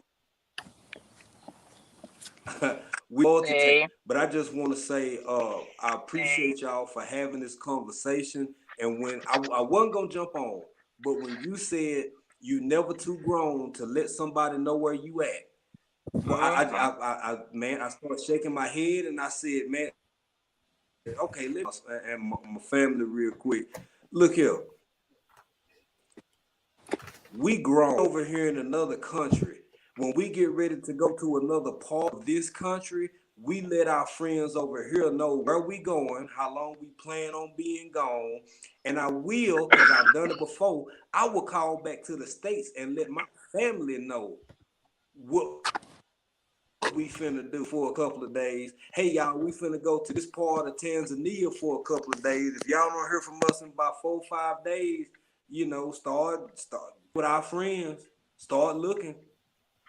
You never too grown to need other grown folk in your life. Period. And it's I agree with everything you're saying about the women, but it's women and men, because a whole lot of men think that they can't befall certain circumstances and situations. But look here, homeboy, you can get hemmed up too. You can get hemmed up too. Head on a swivel. You know what I'm saying? You got to be about your business. You have to be aware of your surroundings. And I kind of chuckled when Gina said, I'm gonna turn around and look at you, bro. I'm gonna let you, sis, I'm gonna let you know that I know what you know. That part. Yeah. Yeah. And I've been like that since a teenager. That's good. That's good move. But hey, look, sisters, I'm enjoying the conversation. I'm sorry I haven't shared you out yet. I'm gonna go share you out. Because I've been listening. I'm enjoying the conversation. It's necessary, needs to be had. Thank you for having it. And Gina, I'm sorry I missed you. Hands in the Dirt shared you out. So I saw you this morning and I got to check out some of your live. I didn't get a notification, but I watched that and I'm gonna finish it here later on this evening. No problem. But thank you for the support, man. Appreciate it. I was just chatting. It wasn't nothing big except for my the opening of my packages. That was probably the best part. After that, I was just chatting about everything, making people hungry. That's what I was doing. Yeah. Right. But I'm glad you're feeling better. I'm glad everything is going well. Thank you. Hey, y'all ladies just keep doing what you're doing. Lashes, I love you. Urban, I love you. Gina, I love you. Rambo, love you too, bro. Because it's all right for men folk tell other men folk that they love and appreciate them. Yes. So y'all take care, and I'm finna fall back in these bushes. Take care, brother. All right. Bye. But yeah, you gotta, and peace, man. People, what do you think, Miss Lashes? How do you keep yourself safe? I know you had an issue. Somebody slashed your tires in front of your house, and I don't know if you want to share with the audience, like, since that happened, what have you done to secure your safety and your children? Since that happened, we have installed more security cameras because we had two, one on the front and one on the back. So now we put camera all through the driveway and all over. And also we did went and get 2 9mm. We did. And so if you hear that Lashes got her license, she went right away and got her what is it a, I don't know if is it a carry permit or just a license to own one? I don't know the difference for how you all do in Florida. The license to own one, because we have to do that 4 hours class and then apply with the state. Okay, so you can't carry in public yet, but you can have it in your home. Yes. Okay, so she has now 9mm sisters twins in her home. And because I have them protect, you see? I have them to protect, so I have to stay. Got her babies to protect. If her husband's at work working, she got to make sure she can handle hers. And more, I'm sure I know you got more lighting, more outdoor, security lighting and stuff. But these people be coming, they know. They know who to target. And Lashes looks like somebody. She has 2 young kids. Oh, she's gonna be distracted and fumbling around with her handbag and this and that. And so they know who to target at a parking lot or a grocery store. She's busy trying to get her kid in the car seat and all these little things. You get your kid in the car seat, but you got to be looking where you park. Is so important, ladies. We hear this on the news. Yep. If you come out of the store and there's vans left and there's vans right, I'm gonna walk home or I'm gonna call somebody else to come and pick me up. Yeah, I ain't going into in between those 2 cars to go into my me car. neither. Or I'll go. I'm gonna wait it out. To the trunk. If your car's big enough, you pop your trunk and you go through your trunk and hop over your seats, and lock the trunk and you're in the car and you just crawling over to get to the driver's seat. But don't you dare go between and start, and they just come and pull you into the van. That's happening all over Canada. I heard that in Jamaica. It's not just, it's happening all. I think he said goodbye. Sorry, Rambo, if I didn't hear you. You're chopping in and out. But, I don't know if you need a license, Crafty, but she got licensed and she's getting proper training. I don't know if you have to in Florida, but she chose to get, she's got young kids, so she wants to know how to use it properly, be properly trained and licensed. So she chose, I think it's a better idea. Don't just go and buy, I'm going to buy something, put it in my house. I got 2 kids and it's just, get proper, even if it's not required, get licensing and training and get the safety courses afterwards and the blah, and get properly trained. Because any mistake that you make is going to affect your young children. That's my opinion. Well, not even just that. You want to know how to use it, because if you just firing it and it ain't hitting nothing, that ain't helping. Of course, I was going to hit here, but I don't want it in my house. And then you got I think if you have small children, you should have you should know how to store it. These are things that they have to teach you. Don't just go and buy it and then put it in your closet and you think it's safe. No, kids go into all kind of stuff. They want to go play with your clothes. Kids are nosy. Don't bring nothing in your house until you know how to properly store it and handle it properly. Because when they go and playing and looking around for something, hide and go seek, they may stumble upon it and don't know it's a serious piece of machinery. And maybe you don't know and leave it loaded and all kind of foolishness happens. So if you want to bring that in your house, I'm not against it. But for me, if I brought it into my house, no one's affected. If I'm careless by that, no one's really affected because no one's here to touch it but me. You all who have young kids, don't just go and buy something and bring it into your home. Go get the classes first and know properly. Get the safe, get the fingerprint safe and all the different whatever they have and properly secure it. Yes, carbon cues is a so don't be going shopping. It ain't no handbag. It ain't no Michael. It ain't no wallet. It ain't no I think kids are more, they know that the kitchen is, don't touch the knives, don't touch this. They'll more not touch that. But other things, they may think it's a toy. So don't put yourself in, you don't want to be that thing on the news. Don't put yourself in, to take it seriously. So she did take it serious. I know she took the class right away. I'm like, what are you going to do about this? They come to your house and slashing your tires. They came to your front door. I think somebody came into the camera and was at the door gonna knock, and she showed it on her live. I'm not talking what was private, and he's on camera. The police saw him. I don't think they even really did nothing about it. They didn't investigate. They're not gonna waste time. They have his face on camera. They can run him through the computer. They didn't do that.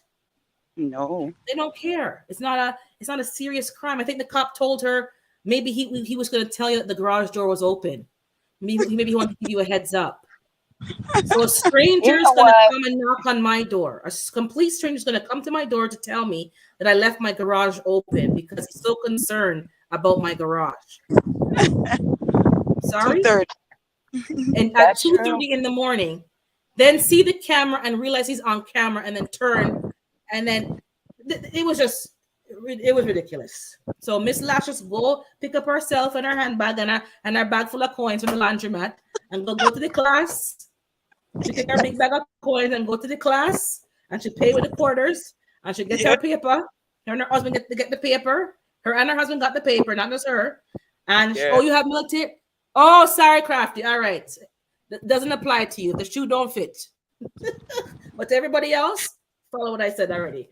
And she got the paper and she got the stuff in her house. And she made sure it's safe and secure because she have the baby and she have a 4-year-old.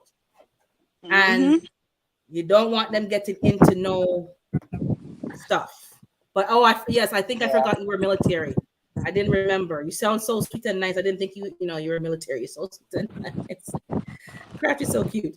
But yeah, and she took, you're your own first. We keep hearing that. You're your own first responder.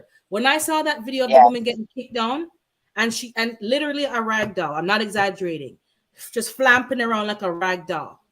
It sickened me till I couldn't sit no more. And then the man, I don't care. This is gonna sound wrong, but really put it in context. Everybody want to cry mental illness. This is not no excuse. I'm sick of hearing that as an excuse. You destroyed somebody's life. She is probably going to be blind in one eye. She has some long-term damage. Those bones take long to heal. She can't go to work. I don't even know if she has medical coverage. I don't know, but assume she has no coverage. She don't have no job right now because she's injured. Because, I have a mental problem. I'm tired of hearing that excuse. I think who doesn't have a mental problem? We all deal with things. We have mental things. And I think that I agree. I'm like, why is this always the excuse? Now, don't get me wrong. There are some people who have some serious issues that are just not all mental. They are just diagnosed years before, and they're dealing with it, and they may be on medications and things like that. And usually those people are not even hurting other people. It's more fear that they're going to hurt themselves, or somebody else is going to hurt them out of fear that they're going to hurt them. You know what I mean? Like somebody who's suffering from schizophrenia, or somebody who's I don't know, an autistic person, things like that. It's scary for them, because people, when they don't understand a situation, the way they react sometimes can be what sets somebody off of being scared. But these people who are just making decisions to go out and do things to harm people, I don't see their mind is working because they made a decision. Some of them are planned decisions. So they made a decision, suffer the consequence. You don't get a pass because your mind doesn't find it disturbing to take a woman and beat her and whatever the situation is. Just because you didn't find it disturbing doesn't mean that you don't suffer consequence for it. Period. So yeah, I don't like that whole play. Like literally, I don't think there's a person that they don't say, "Oh, that person was mentally ill." Well, God. And don't get me wrong. I know we both have sympathy. Like I'm not saying it as if I don't have sympathy, but I'm just tired of that excuse, because some of these people are hurting, damaging people, and then they had mental illness. But why you keep releasing them? That's a whole other conversation, Marky. But you don't have time as a person up in these streets to wonder. No, if somebody's in your space, someone's come behind you, you do what you can do. Some of y'all may need to just do something more subdued, because you don't want to have a fight. Somebody like me might just fight because I'm gonna just and just because I had to fight guys before in my life, because some of these guys are just mad disrespectful. They want to fight you like you're a man, just because you're not interested, whatever. I've had that too, and I've been told off. Oh, you're ugly, this and that. But you wanted my number 5 seconds ago.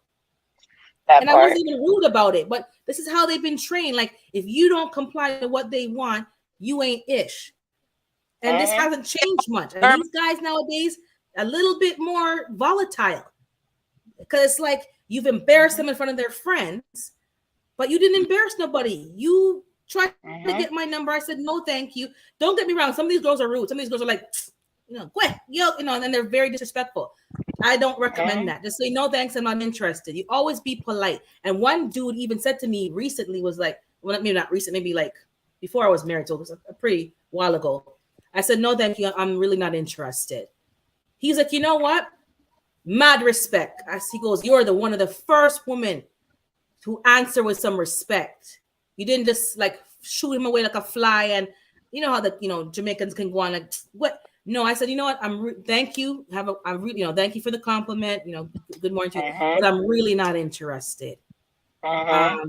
Because I'm in Canada. Like I'm not. Like who am I picking up here? Like really, like it just didn't make sense. He doesn't know where I'm from. He doesn't know that I don't live there. I'm just popping in, but I don't need to be rude to him. And he actually commented on that. So sometimes it's the way you answer people can kind of diffuse things. But some people just cray irregardless. Doesn't matter how polite you are, they still gonna come after you. Those people you gotta watch them out for. You're not gonna know them because the man looked fairly. Hey, Carbon, he looked like a decent looking dude. Hey, Carbon. Hey, Carbon. Good morning. Good morning. Hi, everybody in the chat. I didn't mean to interrupt. It was a great conversation. What you want to add, or you want to just listen for a second? But yeah, these people are rude, and I had to, but I had to fight some dudes. And you think why? Well, I am kind of mouthy. I'm not gonna lie. I do have a bit of a mouth. I had to learn over the years to kind of, a soft answer turns away wrath, as what the Bible says. So you don't want to trigger. You can't keep. You got to watch your mouth is what I'm trying to say. Sometimes you say things and you trigger people and then you wonder why, if you didn't say nothing, if you didn't clap back, this wouldn't have gotten to this escalation. Sometimes you have to gauge the situation and use being a woman as part of a weapon, a soft voice, listen, calm down, appeal to that motherly type instincts. It depends on the individual that you're encountering. Also, you can have all of these weapons to defend yourself. Also get into the mindset that you are going to get jacked up. If you're engaging with a man, two, three women, understand you're going to take some hits and be prepared for that. Take that fear and turn it into a weapon for you and just fight. It's survival at this point. It doesn't matter who wins. You just need to fight your way out of that, create distance, and get up out of there and go where you have to go. That don't get lulled under the false pretense that I have a firearm, I have this, I have that. Those two hands are sometimes the first things that's going to protect you. That mouthpiece is going to be the first thing that's going to protect you. Your brain is your number one weapon.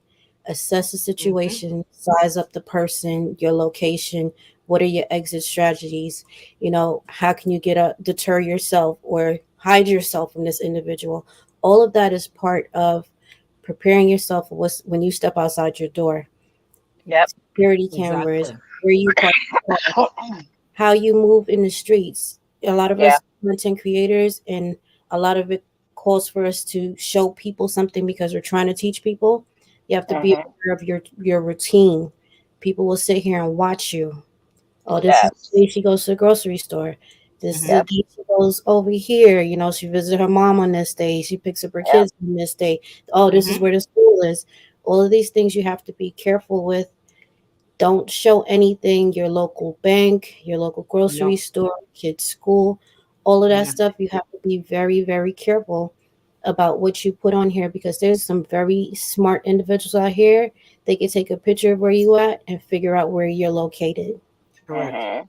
Start stalking you. It doesn't take anything for somebody to have a fixation on somebody and be like, you are now their number one everything. I got to figure this out. You're not going to get help. People don't understand. I've had to deal with family members who have mental illness. So I know what that involves, getting them help. And you have to prove that they're unstable. Like there's a whole process to get them put in a facility. And until they hurt somebody, the police aren't really going to get involved over here because, every place has different rules. So you have to wait till they do something to hurt somebody. In some cases, yes. I know people who in their own home had to lock their doors because they woke up and the family member had a knife on top of over them in their sleep because they're having an episode. So mental illness, I'm not talking down against it. I'm not being, I know how it is. I personally know it's very difficult to diagnose. It's difficult to manage. It's difficult to deal with. But when you're out in these streets, you don't have time to debate and wonder, maybe you can try to calm people down, but make sure you know, okay, I'm like, I know for me, somebody's a bit unstable. And then quickly I realized who else is here with me in the building. Right. And there was 2 other individuals, but they're good enough distance away. Mm-hmm. So something happened. So I went to, it's at work, especially on a Saturday. At work on Saturday, it was very empty, very scanty. So I told my boss, because he said, like, what did I do what I did? And I said, you're leaving me here on a Saturday to work. And all the men that, work are gone by a certain time. And I finish my shift after they leave. No. Mm-hmm. So I changed my shift. Well, you can't just change your shift. I said, you can't write me up. You're not telling me nothing. On Saturdays, I'm leaving at 4:00 with so-and-so and so-and-so. Those are the 2 assistant managers, and I feel safe with these individuals. And when they leave, we all should be leaving. Absolutely. So he did make that change. He made that change, and everybody would leave at that time in his department. Something happened in another department. And the same thing I said, so done. Nobody should be leaving after the supervisors, especially if you're leaving women here alone to work. That's not appropriate. Something went down. It's like, you don't have to wait for something to happen to find the solution. I'm telling you, I felt uncomfortable. I'm telling you, this person came over from way over yonder to come over. And then I realized I'm on the phone that, T's not there, C's not there. I'm here alone. We have security in the building, but I have to call them. By the time I called them, this individual's right in front of me. He's an employee, but he's a crackerjack. I don't need that to happen again, like that right away.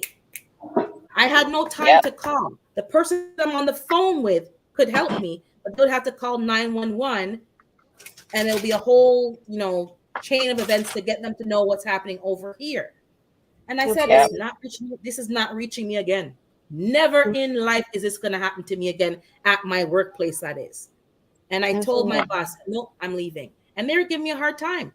You can't just come in here and do what you want to do, kind of like the secretary who does the time cards. And the secretary who does the time cards is dictating, I can't change my shift. But because I have a strong personality, I said, you can't tell me ish. Right. You get paid less than I paid. You're not my manager. I don't report to you. You ain't telling me nothing. And because I stood up to her and stood up for the other woman, he changed his approach in his department. But then somebody else got burned somewhere else. He's a crackerjack. This man is a crackerjack. Great. And you're leaving me on a Saturday. And the security guards are fat and out of shape. If I call them, they're not going to get to me in time. Mm-hmm. So this is true. When we're telling you these stories and carbon stuff, like, please take some note and realize, okay, don't let it happen for real. Like, okay, shoot, what's you're at the mercy of your phone, of security, of whomever, and they may not get to you in time. So I already know at work, if something happens at work, I'm not going out the main entrance. I already planned my 2 exit. I already planned what I'm doing. And I know I have my plan, and it's not the company plan. I have an urban plan, because your instinct. Your instinct told you that something was off. Sometimes you're going to be the bad guy. They're going to be like, "Oh, she's a problem maker," but you're actually no problem. Like be the problem maker, because we get accustomed that we work with somebody. We just got to follow the rules. You don't have to. If it doesn't feel right, 9 times out of 10, it's not right. Lashes. That's right. Camera. They have a camera lashes that you could put behind your the mirror, the side mirror, and it'll watch your car. Anybody that walks up to the car, it'll record it. Okay, I think I should get that. I should get that too, because Is that an Amazon thing, Carbon? It's the camera. It's a very small camera, and they could place it behind your rear view, not the rear view mirror, the side mirrors. Side mirrors, okay. Somebody, right? So, and it'll record. So if you have somebody that's actually slashing your tires, that's a problem. That's not just a random thing. That's somebody that saw your vehicle. You out. Yeah, they sought you out. Right. So definitely, there's a spy shop that has a lot of neat gadgets, and technology is great. We have to go out there and really pay attention to it and use it to our benefit, because criminals are using it to their benefits. Now, Yes. Correct. they're using it to watch you, steal your information, do all of that. You need to learn how to use those things and reverse it. Be on the Yes. same page. Yep. But Let me just mention what Psalms 146 I is like saying. that. She keeps a 9-iron golf club in her van, so when she's putting her child in the baby seat, if something happens, she can pull up that club and just knock somebody, upside their head. So that's what yeah. she's doing. So that when it's right in, I guess, in hand's reach, so that by the car seat, she's putting in her child. She got her club there. Let me see what else. Hey, Marlon, and let me see what she's saying. Yep, she's agreeing with Carmen that some people are just demon possessed, demon strength. It's just, yep. You can't assume because hey, GT, that you have a firearm that it's that you're 100% safe, because this lady was hit. Even if she had a firearm, but I'm sure she did not, because she's in New York. She got hit from behind. She was disoriented. He was kicking her. She had no time to reach for her handbag. I don't think she had time to even reach if she had it strapped to her belly. You can't assume that that is going to solve all your problems. I don't know what you think about that, Carmen. I think you kind of agree. Yeah.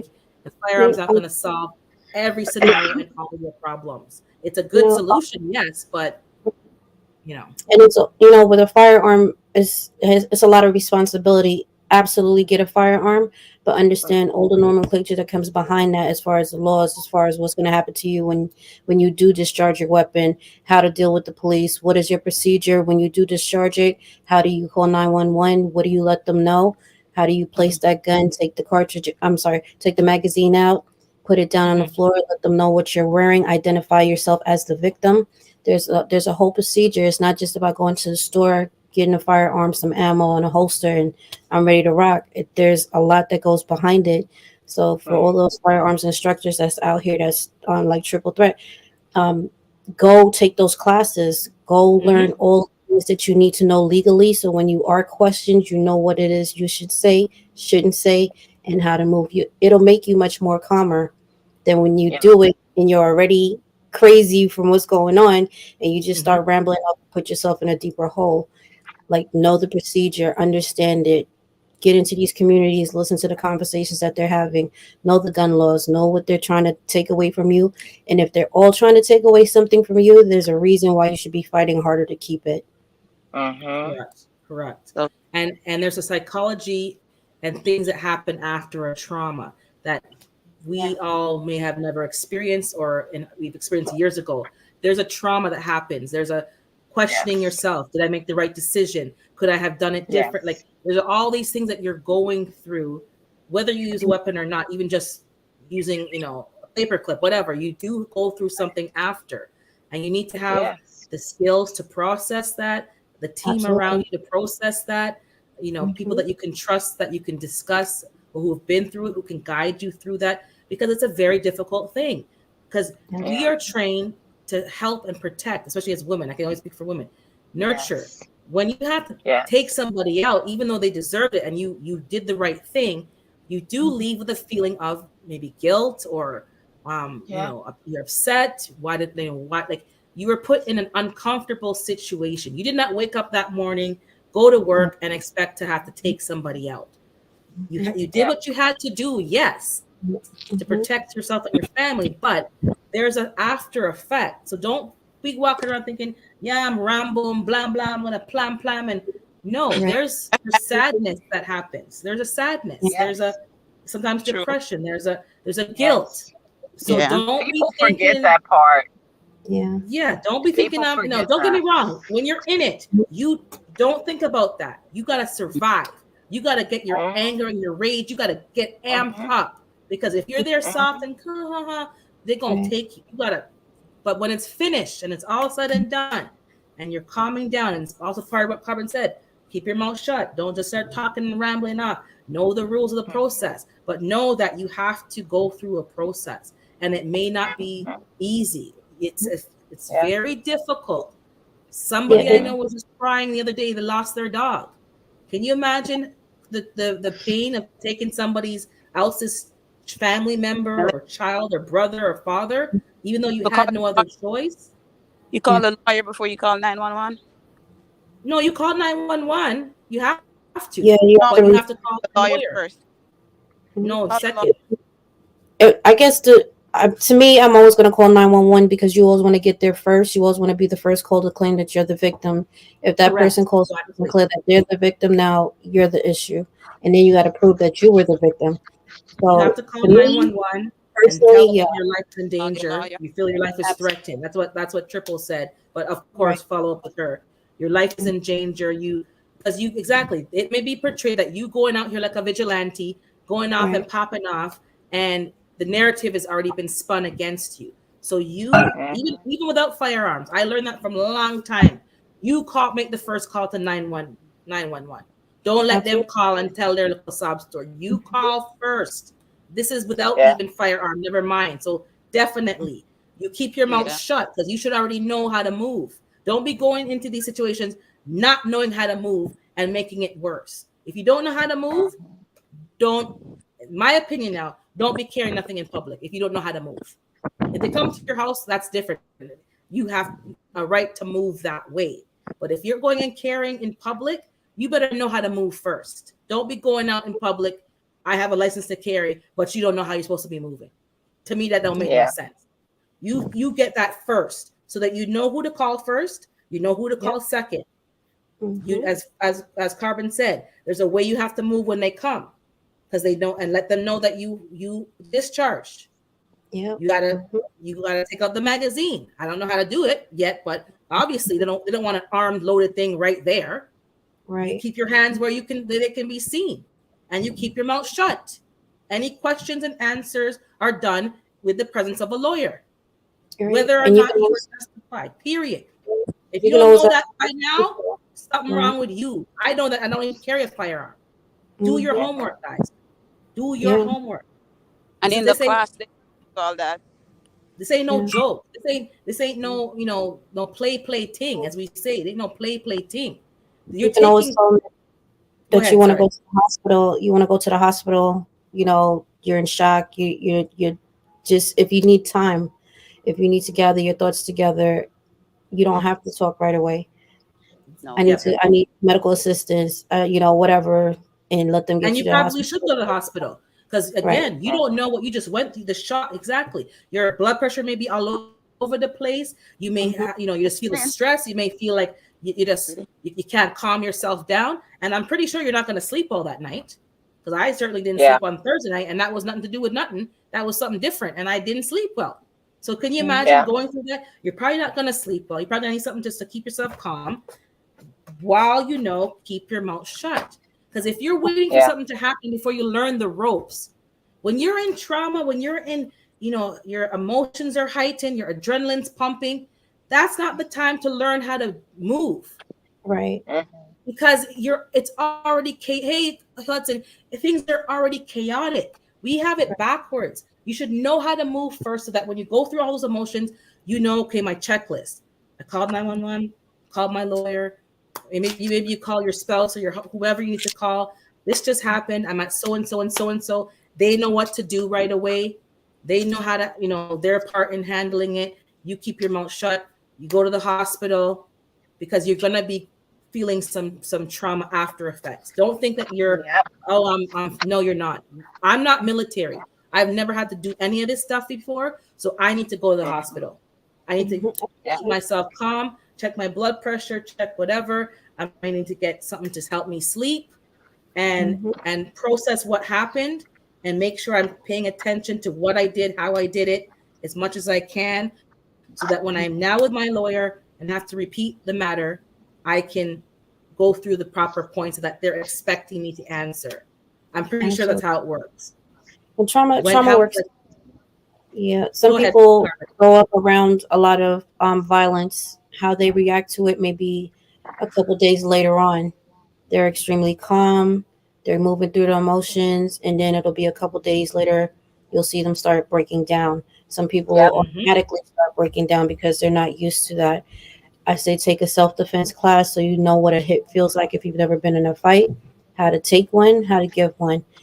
all of this play a part in mentally getting you ready. You know what pain feels like. You know how to react to pain when it does come your way. You know, you're not just shocked and like, oh my God, did I just get hit? Yeah, you did. So now what is your next reaction to that? Not to stop and freeze, but to actually do something to either strike back, or you're going to run, or you're going to do something. You're just not going to stay there and allow somebody to keep hitting on you. Your brain's gonna go into, hey, problem, danger, let's go. Either we fighting or we running. What are we doing? Correct. There's a lot of training that you can take. There's a lot of things that you should put yourself through, even if you don't want to, even though you're not a violent person, you live in a violent world. So you have to learn how to navigate in that world. You don't always have to be violent. You can still be who you are, but when that light goes off, all hell should break loose. And it is what it is. Like, Correct. Because if it doesn't, it's your Mhm. life on the line. Because we're seeing Absolutely. this on the news, and we may not know who this happened to personally, but that could have been any one of our friends, family, siblings, our children. Could have been anybody. Because all of us, most of us, live in cities.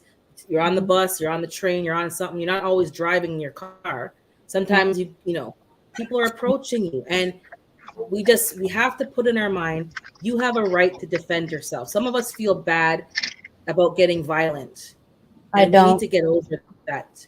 No, you're not. Well, I don't, but No, I, I think for me, if I'm honest, there will be a bit of hesitation. There will be, before I act. Like I will do it, but there'll be a bit of a pause, because it's like, you don't want to hurt. You just don't want to hurt nobody. But if you don't make them hurt, you gonna be hurting. So right. all of us who have that pause, work it out now. Don't wait till you're in a situation and you have to. No, you learn right away. You have a right to defend yourself. If somebody's in Absolutely. your personal space and they've made it clear that this is going left, do not. Mhm. Your feelings about them should not exist. Your feelings about their family and their friends should no longer exist. All you care Absolutely. about is taking them down, because they've made it clear there's no respect for you, your boundaries, your personal space. They don't care about who you have to take care of. No. And don't be, Right. something. No. They have a mental problem. No. Or they Mhm. have that. No. Yeah. You don't A have lot, a lot time to be thinking about that. Right. A lot of times when we look at things that happen to other people, we study the victim. Don't study the victim. Pay attention so you see the signs of what somebody who was a victim looks like. However, study the person I say that's a little committing the bit. crime. Yeah. Watch how they move. Look how they calculate things. Look how they set that person up. Body movements. Just watch them. Pay attention to when you watch these videos, because they're going to teach you a lot to look for when you're out in the streets, because now you can identify a predator. A lot of Correct. with the victim be like, oh my gosh, she's so strong, yes, or he is so strong, yes, because you have to survive whatever happened. However, you also got to pay attention to this part of it as well, Mm-hmm. and it And is a psychological mind it's fuck. I'm sorry, psychological. No. Go it ahead. It's psychological, definitely. And I know is. for You're me, uh-huh. or anybody, like, you don't have, well, I don't want to word it properly. You don't have time to be sitting here like you're Mike Tyson boxing. You're not doing a round. You're not doing rounds. You have to just find, like, the human body, the weak points. Know Right. them. Know the weak points. You don't have time to be. You're not proving a point. You're not proving you know how to do a 12 rounds. That's not. It's not the long game. For this, it's the short game. Injure them, disable them, and get out of there. You don't have to be. I'm talking as a female, so maybe different for a man. Maybe you got to just finish off the job, but you don't have to stay there.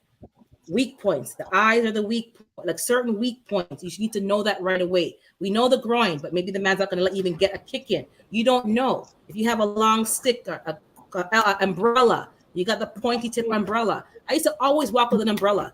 It wasn't rainy season. All right. That's a weapon. It is. Don't know, and just quickly go for those weak points. Right. Once it You is could have, disabled, you get the hell out of there. right. Whether You you're cut off armed or not, somebody's get out. fly, they can't move. You know, especially if you're fighting a man, you go for things that's going to debilitate them.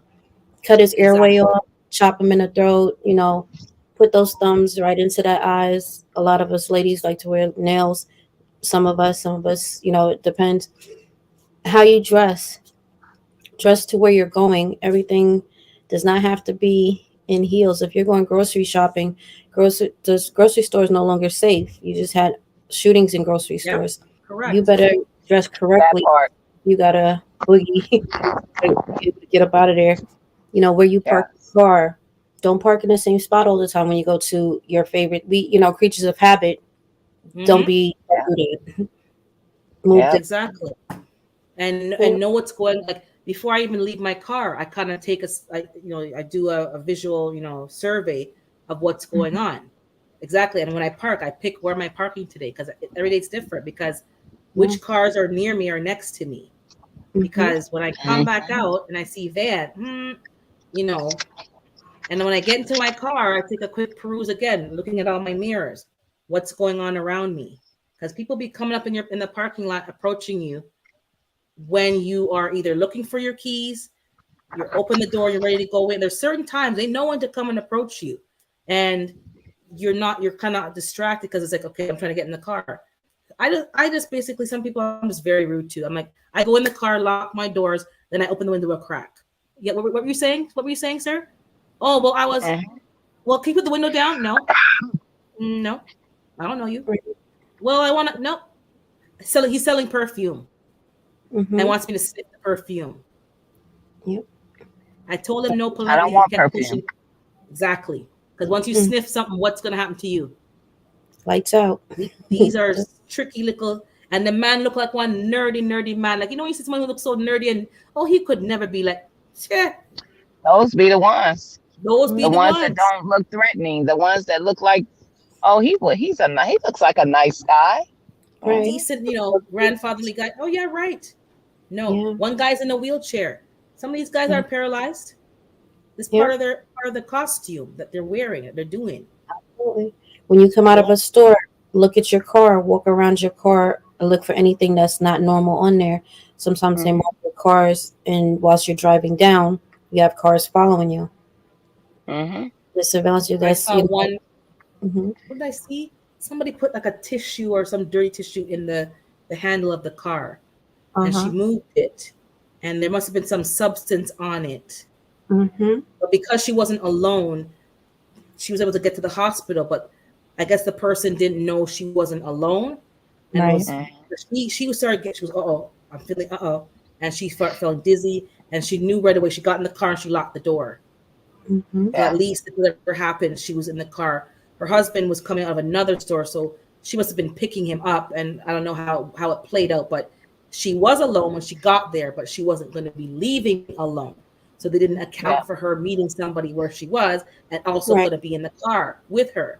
So when the husband now came, and she's like, I don't feel right, and she's quickly like, I touched that tissue, blah blah blah blah, right to the hospital, and they didn't trace the substance, but something was on that tissue. That tissue paper. Yeah. Make sure you have a pair of gloves on you. Make sure you have these conversations with your teenage drivers, your kids. Yes. Because you put on some music and they don't know what the hell is going on. Let them sit down and watch these things. It's you kind of want to shelter your kids, but if you do it, you put them at a disadvantage. Yep. Because there's a lot going on out here. Definite disadvantage. Because And some pay of these kids attention when you're out, driving. Notice cars that are a car that's going the same way you're going for too long. You're like, are we going to the same place? Because that's probably not likely. Yeah. Take different routes. Pay attention. Definitely. I will go a different route just to see if that car follows that route. Sometimes it is. They're just going in the same direction, but not to the same area. But then sometimes you just don't know. I pay attention to all that. Absolutely. If you feel like that, just pull into the nearest store and sit for a minute. When I go shopping, I don't shop like you shop from aisle 1 to aisle 10. I go aisle 1, 5, 10. Not like I'm all over sporadically. I am too. And if I keep seeing you in my aisles all the time, when I'm purposely going all jumping, then we got a problem. And maybe they're checking for shoplifting. I don't know, but I've been seeing you one too many times when I'm not going consistently from aisle to aisle. So why do I keep seeing you? And sometimes I do stand there, and you look, and you stare at the sauce for 10 minutes because you want to see where they're going and why they keep passing you. You gotta always watch it. Go ahead, Sharon. Sorry. I'm sorry, be prepared for the unexpected. Whether you have a firearm, there's videos where people have shot people 5, 6, 8 times, and they're still coming towards them. There's people that utilize Yeah. C, and these people eat it like it's hot sauce. You can Yeah. get these items, but understand there's people out here that can withstand a lot, especially if they're not in their right mind. They just Yeah. feel things different, or they don't feel at all. Yeah. You have to be prepared Correct. We've for a been lot. seeing these things happening in the Yeah. news, grocery stores, shops. Are you aware of the exits? I think that I am, but maybe really not, because I'm just so okay. I'm not naive, but sometimes you're just so busy. You're just like, okay, yeah. I'm gonna go get these things. I'm gonna go here. You're just busy. Did you Mhm. notice who came in the store with you? Did you notice, Mm-hmm. where people are like? I have to make sure I'm noticing. And if sometimes you notice subconsciously, can I reiterate that to an officer when I'm asked? Like, can I say, yeah, there was this lady and that man, and then I was facing here, and can I remember how many things were fired? Shots were fired. Am I distinctly Mm-hmm. listening? Am I taking note of observe? Probably not. So Mhm. we need Yeah. to. I'll say, oh yeah, I heard 5 shots, and there's only one. Like, if we're Yeah. not giving accurate information of what happened, that Right. also too is a problem. We need to Mhm. Yeah. pay, or if you can't pay attention, just record. Put your Yeah. phone on and let that be your, your eyes. And you just Mhm. play the video and tell them, this is what was happened when I was over there and I recorded it, and here's the video. And not Mm-hmm. videoing because you want to put it on social media as a Right. that's disgusting.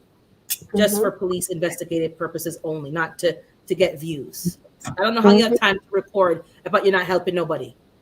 That Right. to me is just absolutely disgusting. So I'm talking about just to record so you can reiterate what happened, who was there, how they entered the store, whatever you can do to give them that evidence base, Mhm. you do that. But not to make fun of people or use it as a display. That's a disgusting Yeah. practice. And Mhm. somebody's misfortune, you're gaining popularity and notoriety from your recording. Don't do that. Please. We It's need to also have some, when yeah. we constantly see bad things, violent things happening to people, and we constantly watch that, we are putting ourselves through some type of trauma because we're watching it and it affects us. Some people it doesn't. Some people it, they brings them to tears, or some people get very upset. Some people become afraid just to step out their house.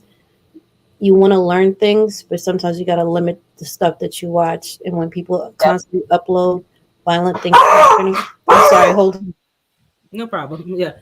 It's yeah, you have to, there's a fine line. And I think we don't want to be Mm-hmm. sensationalizing things. And video games are Yeah. violent. Everything's just violent, and people are becoming desensitized. People are taking pleasure in watching it. Like, there's different levels to this, but let's not be Yeah. partakers of it. Watch to learn I how to can't even defend watch yourself. it. I can't watch videos of people getting No, hurt and all that stuff anymore. I don't no, watch it. I'm one of those people. I can't. I've watched them before, but like Carmen said, it affects it me. affects I you. can't Yeah. do it. I And can then hear don't the story. I can read the story. I don't want to see the video. I don't see need the to see footage. the Exactly. visual. Exactly. Mm-mm. Because society's become this disgusting. Like, people are watching this, and I'm thinking, like, somebody at work was Mm-mm. going to show me something, and I said, "La, la, la, la," I had to, like, I couldn't even get words, like, "La, la, la," like Mhm. no, because somebody, this just it baffles my mind. His Mhm. sibling, I get angry. what's the proper word? I have to find the right language. Self-eliminated. I guess that's the proper. She completed suicide. I think that's how they phrase it here in Jamaica. And then they sent him a Mhm. video of her hanging from a tree. Who does that?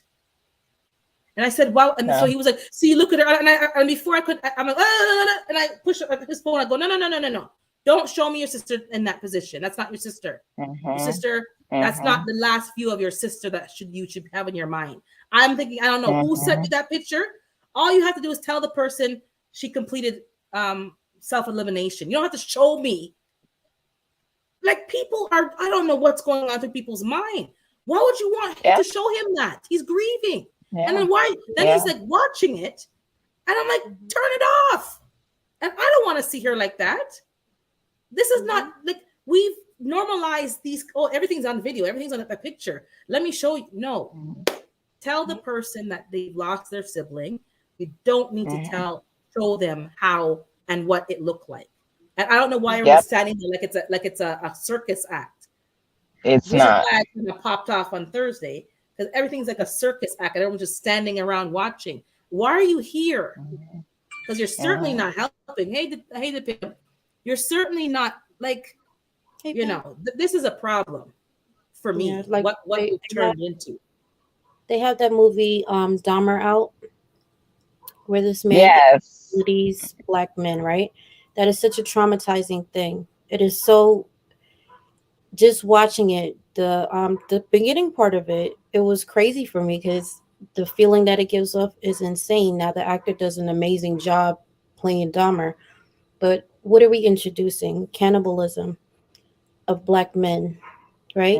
It just shows them in such a weak state. The families of these individuals have to relive this story, horrendous story of their loved ones being chopped up, eaten, you know, abused, put in refrigerators. Like, this is what we're putting out, and people are watching it, and I'm watching the reactions to people. Oh, this is a great movie. There's nothing great about this. I haven't watched it. I was talking to some people and telling them I'm not interested. Yeah. And in the I've movie, seen Silence of the Lamb. That was enough. Right. What really got me upset with the movie is that in the beginning, the neighbor, lady, the next door neighbor, black lady, she was calling the police and telling them, listen, something's wrong. She called them again when the young kid was in his house and the kid got out. She was like, listen, this is a baby. Are you not going to do something about it? It was so frustrating. I could not watch the rest of it because I saw that clip of it because Niecy Nash pays the neighbor. I saw a clip of her making the phone calls to the police, and they played her off as if they made a comment like, if you're always calling when something really happens, we're not going. Almost like what's that thing your parents would say when you keep lying? Yeah, yes, crying wolf. Yes. But she was on it. She kept calling. She was, you know, putting herself in position to be like, listen, something is not right. She was addressing situations. Majority of times, these people just turn the blind eye and act like, hey, it's none of my business. This lady was on it. Like, she was calling them, following up with phone calls. At that point, I could not watch the rest of it. Yes. It's like a very interesting story if you want to watch it, but if you actually, like, everybody knows the story, I'm pretty sure. It's just a weird story to me. Cannibalism. I think about the families that have to sit there and watch that, and it's being exploited because you telling the story, but people are not seeing it as this is a heinous crime. They're like, oh, there's amazing. It's entertainment, right? It's not entertainment. Exactly. They've made it to seem like it's entertainment. If you really want to understand him and what happened, watch the documentary. Don't watch the movie. Right. Watch the movie, exactly. Yeah. You know. Because they're just going to give you the facts and they're not going to make it entertaining. It's just going to be all just facts and information. But when you make it into these shows, I'm like, when I saw that come up on my on the list of things that were trending on Netflix, I'm like, good Lord, not interested. Yeah, I haven't watched TV. Like, I have a TV here and it's literally just a decorative piece. I don't really watch. I watch Netflix, but I can't. It's sickening. And it's like, you can't keep blaming these well, I do still blame them, don't get me wrong, but I shouldn't be watching it. And if people want to watch it, then you can poison yourself and poison your mind, because that's what you're doing.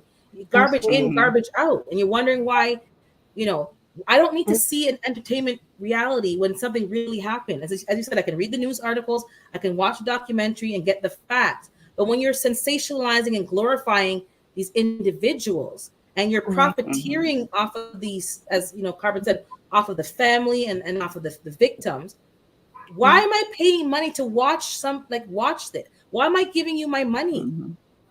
How are you dealing with the victims? How are you dealing with the social aspect and how to make them feel safe? Nobody thinks about the victims. Right. Nobody thinks about them. Honestly, I'm gonna be transparent. I don't even think about that when I'm watching it. I didn't watch that, but when I'm watching something, because you forget about that because you're so far removed Right. from it. I wasn't a part. That was I might have been It's a somewhere else. It's child, somebody else. maybe. Yeah. So I'm so far removed from it that I don't even think about the fact that these families still are around. It's The so families of the victims. Correct. It doesn't even come to mind. you know what's even crazy All right, go ahead. is that they placed him in jail with a black male. This man just ate. And of course, things happen. He was killed in jail by that individual. However, why would you even do that? He should be in isolation. You put him in Exactly. like that. Like it blows my mind. But at the end of They the knew day, what was gonna happen. exactly, exactly. You know, They sometimes did they're that like, let the intentionally dogs eat the dogs. That's their mentality. But it's like it's because sickening. they letting that black man do what they wouldn't do. Correct. That's what they did. Correct. They exactly because they wanted to clean up the mess and Yep. but They wanted to do it, but they didn't. So they made somebody else do their dirty work. and when you start watching like I didn't watch it because I just don't want to watch those things. But when you see that people are asking for help, and this is not the only story, and the police departments and the legal system really do nothing about it. Even over here, we have a big serial person who I'm not even going to call his name, but because he's of a particular race and he looked attractive, oh, he could never be a serial or anything. And the police just sat on evidence, and it gave him a lot more time to do what he did. And it's like they pick and choose when they want to, investigate heinous crimes. I don't understand. Like, we as people need to stop putting our money in certain places. And I can't control anybody's decisions. I can't make anybody do what, but we got to stop making them financially benefit from these things, period. Or nothing's going to change. If you're spending your money and you're watching these things, you're making them rich on the backs of, and I do understand, like, you don't remember the victims. I understand that, but we need to start drawing some lines in the sand because things are just getting worse and worse. And unless we're going to make that change, nothing's going to change. We can't reward them for these kind of content. We can't be watching content and taking pleasure in some of these things. And then you're upset when someone doesn't help you when you have an act of violence acted out on you or you're in danger. Then you wonder why people just sit there and watch and record. Everybody's numb. Everyone's just like, somebody got sexually assaulted on a train, and there are people there. Yeah. This is what's happening in our current society. People have no problem standing and watching and saying, "Oh, I record so I can have evidence." That's probably out. Someone's victimization is now being profiteered on the internet. Yeah. And there's people who will pay to watch that because they take pleasure in that. They get off on that. So they'll this is what's happening. So you're basically assaulting the person over and over again. And maybe not we ladies here, but people are participating in that perpetualization of victimization. You're assaulting them over and over again. You're taking pleasure. You're exposing. I don't know if they're exposing their body parts or whatever, but that's very insulting. That's very disrespectful. And then somebody's enjoying it. May not be us, but as a society in general, all of our hands are dirty. We're all part of it in some way without even sometimes knowing that we're part of it. But we need to start drawing some clear lines in the sand because that could be somebody that you personally know. Don't wait for it to be somebody that you know to be sickened by it. Otherwise, and you're way behind. Because when it comes to when it's your family, you're gonna get upset that why are people doing this and playing it over and over again. Well, you certainly watched somebody else's video 10 million times. So why are you mad now because it's your child or your granddaughter? We gotta stop. We gotta start seeing people. Don't show me that. Don't send me these things. Just send me some stuff. Don't send me that stuff. Don't send me crash scenes of accidents and that's somebody's fan. Don't send me that stuff. I'm not a law enforcer. I don't want to see the graphic, vivid images. How's that helping me? Yep. and you gotta start telling people, I don't want to see these. Don't send this kind of stuff. You shouldn't be sending it, period. You're part of the problem. Yep.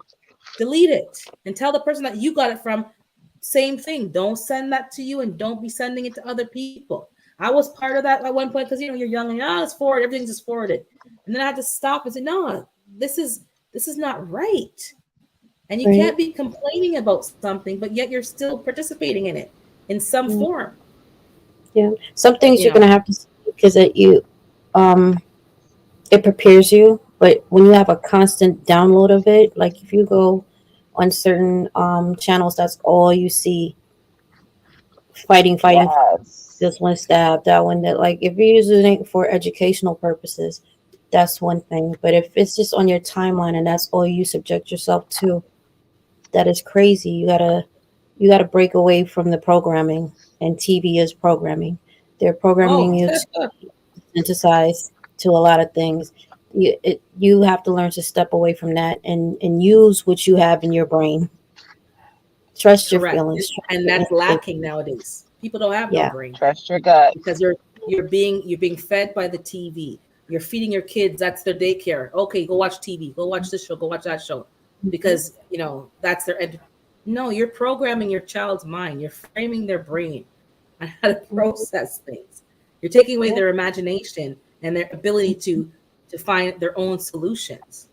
Absolutely. But we're just so like I was so programmed. The first thing you do in the morning was turn on the TV. Everything was just TV, TV, TV. Something had to be playing in the background. That's not normal. Before there was TV, what were we doing? We were having conversations. We were listening to our own thoughts. We maybe had played some music or a radio program. Hey, Samira. But everything, you watch people's houses, you watch how people live. TV, TV, TV, TV. Even social media. Sunday's my day off. I followed Bougie. Yep, Sundays I've unplugged from the Matrix. If you can't not have one day with no, visual stimulation, something wrong with you. We don't need to be constantly in this electronic, click, click, click, and then click, click, click. Okay, I'll let them out for 5 minutes, and then 2 hours later, you're still clicking. Yeah. We are puppets. Like when you watch, even the ads that they play have been programmed for you specifically based on your history and what you have shown them that you like. So that they're just literally controlling you. And you don't even realize that you're being controlled. Oh, no, I'm a free thinker. I'm independent. Oh, I got to buy that. Oh, that's soft. Oh, my God. Click, click, click, click. Amazon. Send. Deliver. Prime. I'm just laughing. Like, we are all, like, some of us are more puppets, have more strings than others. Some of us are fully stringed. Some of us have 2 strings left. Some of us have no strings at all. But in some form or fashion, we are puppets in this game. And you got to snip these strings off of you because you're literally a human bot. You buy what they want you to buy. You spend how they want you to spend. You're eating how they want you to eat. You're thinking how they want you to think. Oh, you got to lock up in your house for 24 months. Meanwhile, they're out here partying and going to gatherings themselves. Like watch what happened. Yeah, this is true. Oh, this person is the, even the war over in Europe. Oh, this person is the evil one and this is the good one. But that evil person wasn't evil 2 years ago. You were like their best friend. But we forgot about that. We're just watching the news and the propaganda. Start digging deeper. That same person that they hate now was a good friend before. Oh, Bin Laden. Oh, he's the devil. Weren't you family friends? Weren't you guys going to parties together? Like, some of us quickly forget. Stop being a puppet and start being your own puppeteer. Some of these conversations. Go ahead. I'm sorry. There's reason why channels like yourself, preppers, gardeners, homesteaders, do-it-yourself people, why they don't have a lot of subscriptions, a lot of followers. You could have somebody that's sitting there dressed like a cat and they have 200,000 followers. They don't want you to be self-reliant. They don't want you to use this as a tool to make yourself, take yourself off the grid, to empower yourself, to move and think for yourself. So it's a beautiful thing to see the community come together and sharing and hopping into each other's channels and pushing our algorithms out there. This is what we need to do, because Yep. they're just gonna feed you bullshit all day long. Sorry, I don't mean to curse, but No, yeah, it is. that's That's what it yeah. is. But They're gonna we shove we it eating down your it. We throat. eating it. Some of us are eating it like for dessert, breakfast, lunch, and dinner, and dessert. Absolutely. So the And more it's we, like, yeah, the mhm, more we talk, the more we connect, the more we, and there's more of yeah, us than we even realize. They want us to think that we're like a small Yes. fringe group. That's not true absolutely. either. There's Yeah, there's more than a small fringe group. And if you start Oh going yeah. global, there's more than a right. small fringe group. And people can see Absolutely. clearly what's happening, but they may be more silent about it out of wisdom because their lives may be in more jeopardy because we live in a different country. Mm-hmm. But there's more of us. They like to think that make us think that we're alone, and that's how they have power over you because you're the only one. That's Right. Mm-hmm. that's also not true. There's a lot of us, A lot of and us. sometimes the least likely ones you think would never be on that train. Oh, they're there. They They're they there. know Yep. what's going on. They do know, but they know how to blend in and play dumb. But they're Right. just Mm-hmm. playing, and we got to learn that Yeah. too. How to play Yep. dumb because we can't all Mm, be out here. Yeah. Yeah, yeah, yeah. Rah, rah, rah. And then when they yeah. come looking for you, the first people on their list are Urban, Carbon, and Gina. Mm-hmm. Come on Sometimes if you you gotta want. play dumb. Right. Sometimes you At the gotta end, play dumb and act like you're not as aware as you it's are, right. so that you can Mhm. protect yourself. And it's such a Yeah. So catch-22, because there's people who really don't know until they get into the communities and they actually mhm, start growing. They start Yeah. excuse me, start asking questions, and they become mhm. more aware. They start looking at life and things differently because they just happened to come onto a channel that was pushed out by somebody else. So Yep. Mhm. even though Mhm. we are very large out here, coming together is a big part of us getting other people on board who have Yes. none of this. Like, I can't garden to save my life. It's a Not sad yet. situation, Not right? yet, but you I'm watching, I'm watching and learning. But at the end of the day, I love seeing everybody getting prepared. I love seeing people trying new things and doing it. I'm just a private person, and mhm. I live by Nothing myself. wrong with A lot that. of who's Nothing wrong with not that. That's put on that's here, wise right? way to live. You gotta be very, because there's a lot of eyes watching. But anybody, like, even like you said you can't garden. I think Bougie said she couldn't garden, and she had pure. You can do a lot more than we all think we can do. I haven't had a firearm, but I'm moving. We have to all get out of our own comfort zones in different Yeah. ways because we have different lives. But you Hmm. can do more than you Mm-hmm. think you can do, and that's part of the Mm-hmm. psychology, breaking your Right. own psychology, because Mm-hmm. Absolutely. there's things that I don't think I can do, and Hmm. and the last year I've had no choice because I keep telling it I don't have help, I don't have this, I don't have that, and I'm like, okay, what can I figure out on my own? What can I safely do on my own to do certain projects while I'm waiting for the electrical work to be done or whatever. And Mm-hmm. I have to dig deep in myself and find solutions and Yeah. lift stuff, move stuff, power tools, build stuff. I can't build nothing. I ain't Builder Bob. Yeah. But you have to get out of your comfort zone because if you keep waiting for somebody else to do it, you may be waiting for a couple of years because everybody's Absolutely. Yeah. busy doing their own thing and getting their own self together. And they had something Mhm. Yeah. going on here, like let's donate to this and that and the third and help Mhm. build a pantry to help those who are in need. And I said, Mhm. is your own pantry in order? Because we all be Exactly. out here helping people. Is your own, do you have enough to last for 3 months in your own household? No answer. Right. Because Mm-hmm. they've never had to think. Did you not see what happened for the last 2 years? Some countries didn't have anything in the store. At all. Yeah.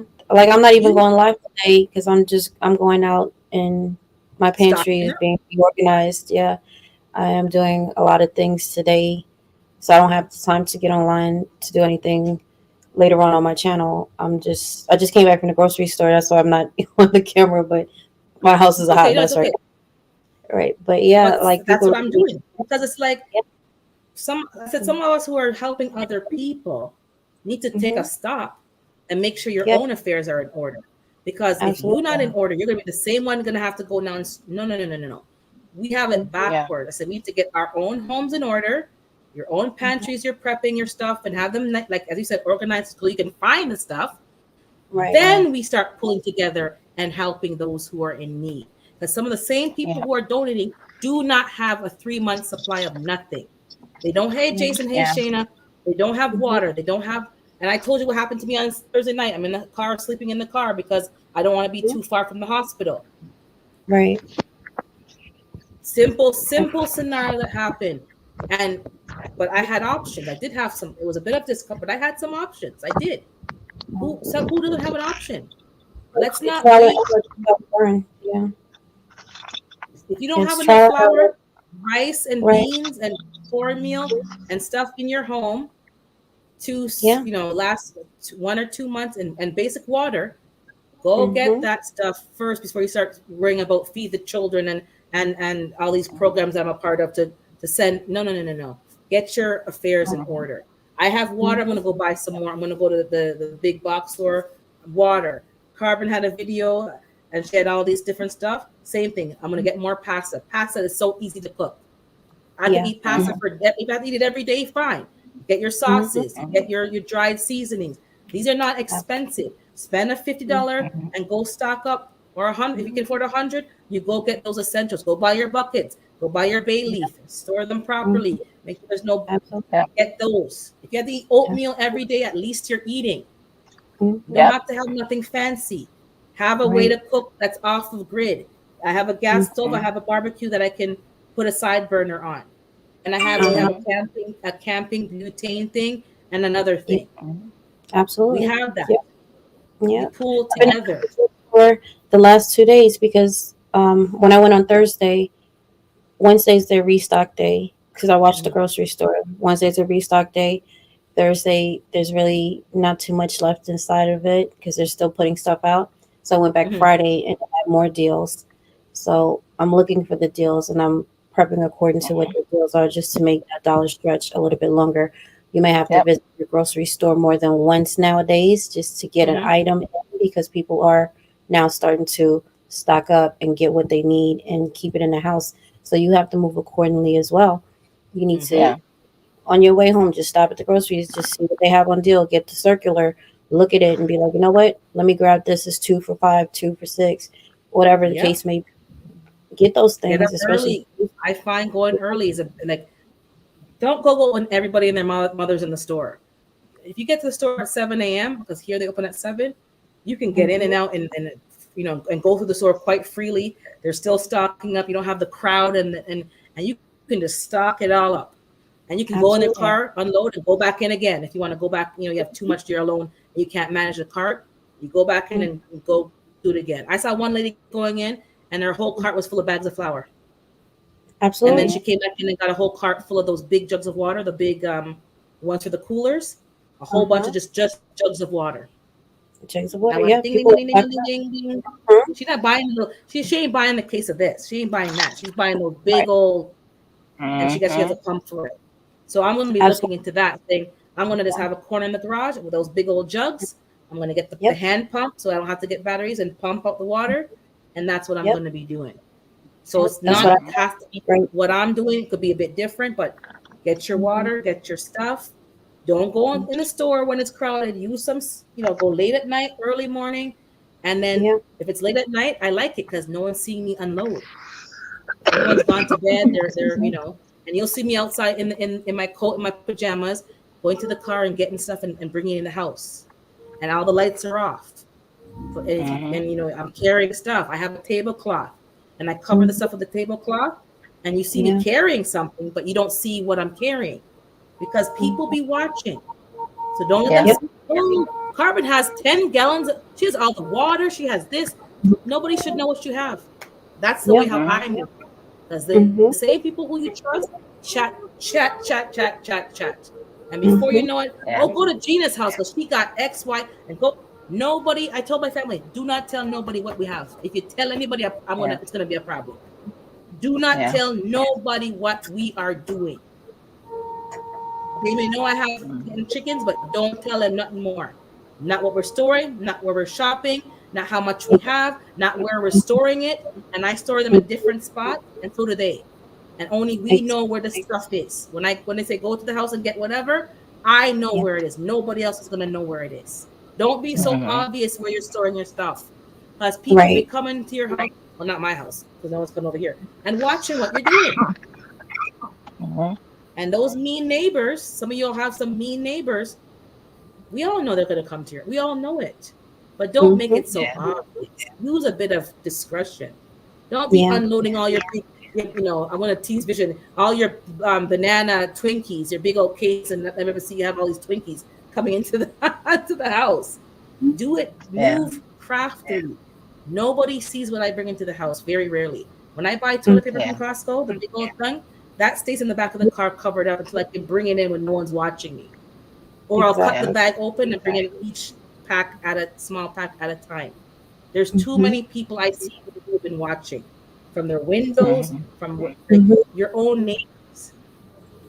So when Yeah. something goes down, they've already planned. There's people who do this for a living. I'm going to go and take from her. But if Mhm. they don't know you have it, it's a little less Yep. argument with Mhm. people. But hey, Callie Pooh Bear, that's Hey, that's I'm all I have actually to about say. to drop back down into the chat, ladies, because I'm about to okay. go into the store. All No right. problem. Take care. All right. I probably should close it off now. I'm gonna go to the store. Like Carbon said, I'm going to the store. Yeah. It's Mhm. Saturday. It's Thanksgiving weekend in Canada. But Yeah. I'm not doing no turkey this year. We'll do turkey next week. I don't got time for that. We getting Mm. stuff prepared for this harsh winter that's upon us. Absolutely. Yeah. It's already getting cold. It's already, and if you have a cold climate, get your heating in order. Get your kerosene, get your whatever you need to get that in Mhm. order. If there's a power outage over here, I am up a creek. Wow. And people be doing things to get warm, and it's dangerous. You're gonna get CO2 carbon monoxide. It's not good. Your barbecue is not meant to burn in your house, and people did that Mhm. the last time. You will die. It's a silent killer. Kill. Do not Mhm. get your solutions in place now. You can buy some affordable heaters that Yep. rely on either butane or kerosene or whatever you can get they have nowadays. Make sure you have one, and you can all go in the one room and you can all sleep and keep warm. Don't Absolutely. wait. Mhm. And you have a dog. I'm sure you have your pet food stocked up. Yes. You Absolutely. got your, you Mhm. got to look at your pets, your elderly, your Mhm. medications, any Mhm. supplements. I have I purchased from Renaissance Grandma's Tip activated charcoal. Yep. This is Mhm. essential. I must have Yep. ate something that was a little off, and I took one of those, and it's all Mhm. good in the hood. So Don't get baking wait. If soda. someone tells you Yeah. Get baking soda. food Get poisoning, salt so you keep your meats together. salt, Yeah. everything. Yeah. They're not Get that everything. expensive. If you Yeah. and I would say forget the store.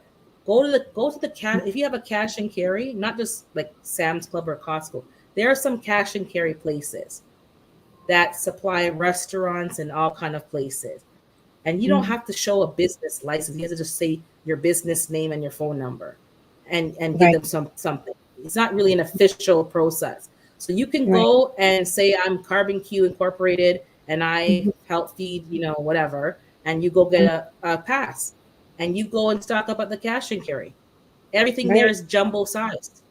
I've gone Absolutely. there. My friend has a setup. I give them her phone number. They're not checking the photograph. They're not checking none of that. And Yeah. I've They're not. stocked up there. Mhm. They were Good advice. stocked up during the lockdown. Mhm. Go ahead, sorry. Mhm. No, just Shannon had put some good information out. I was telling her that's good Oh, let information. me hold on. Let me. I wasn't even watching. Let me see what she's Started saying buying here. in bulk. Yeah, it's We are expensive either way.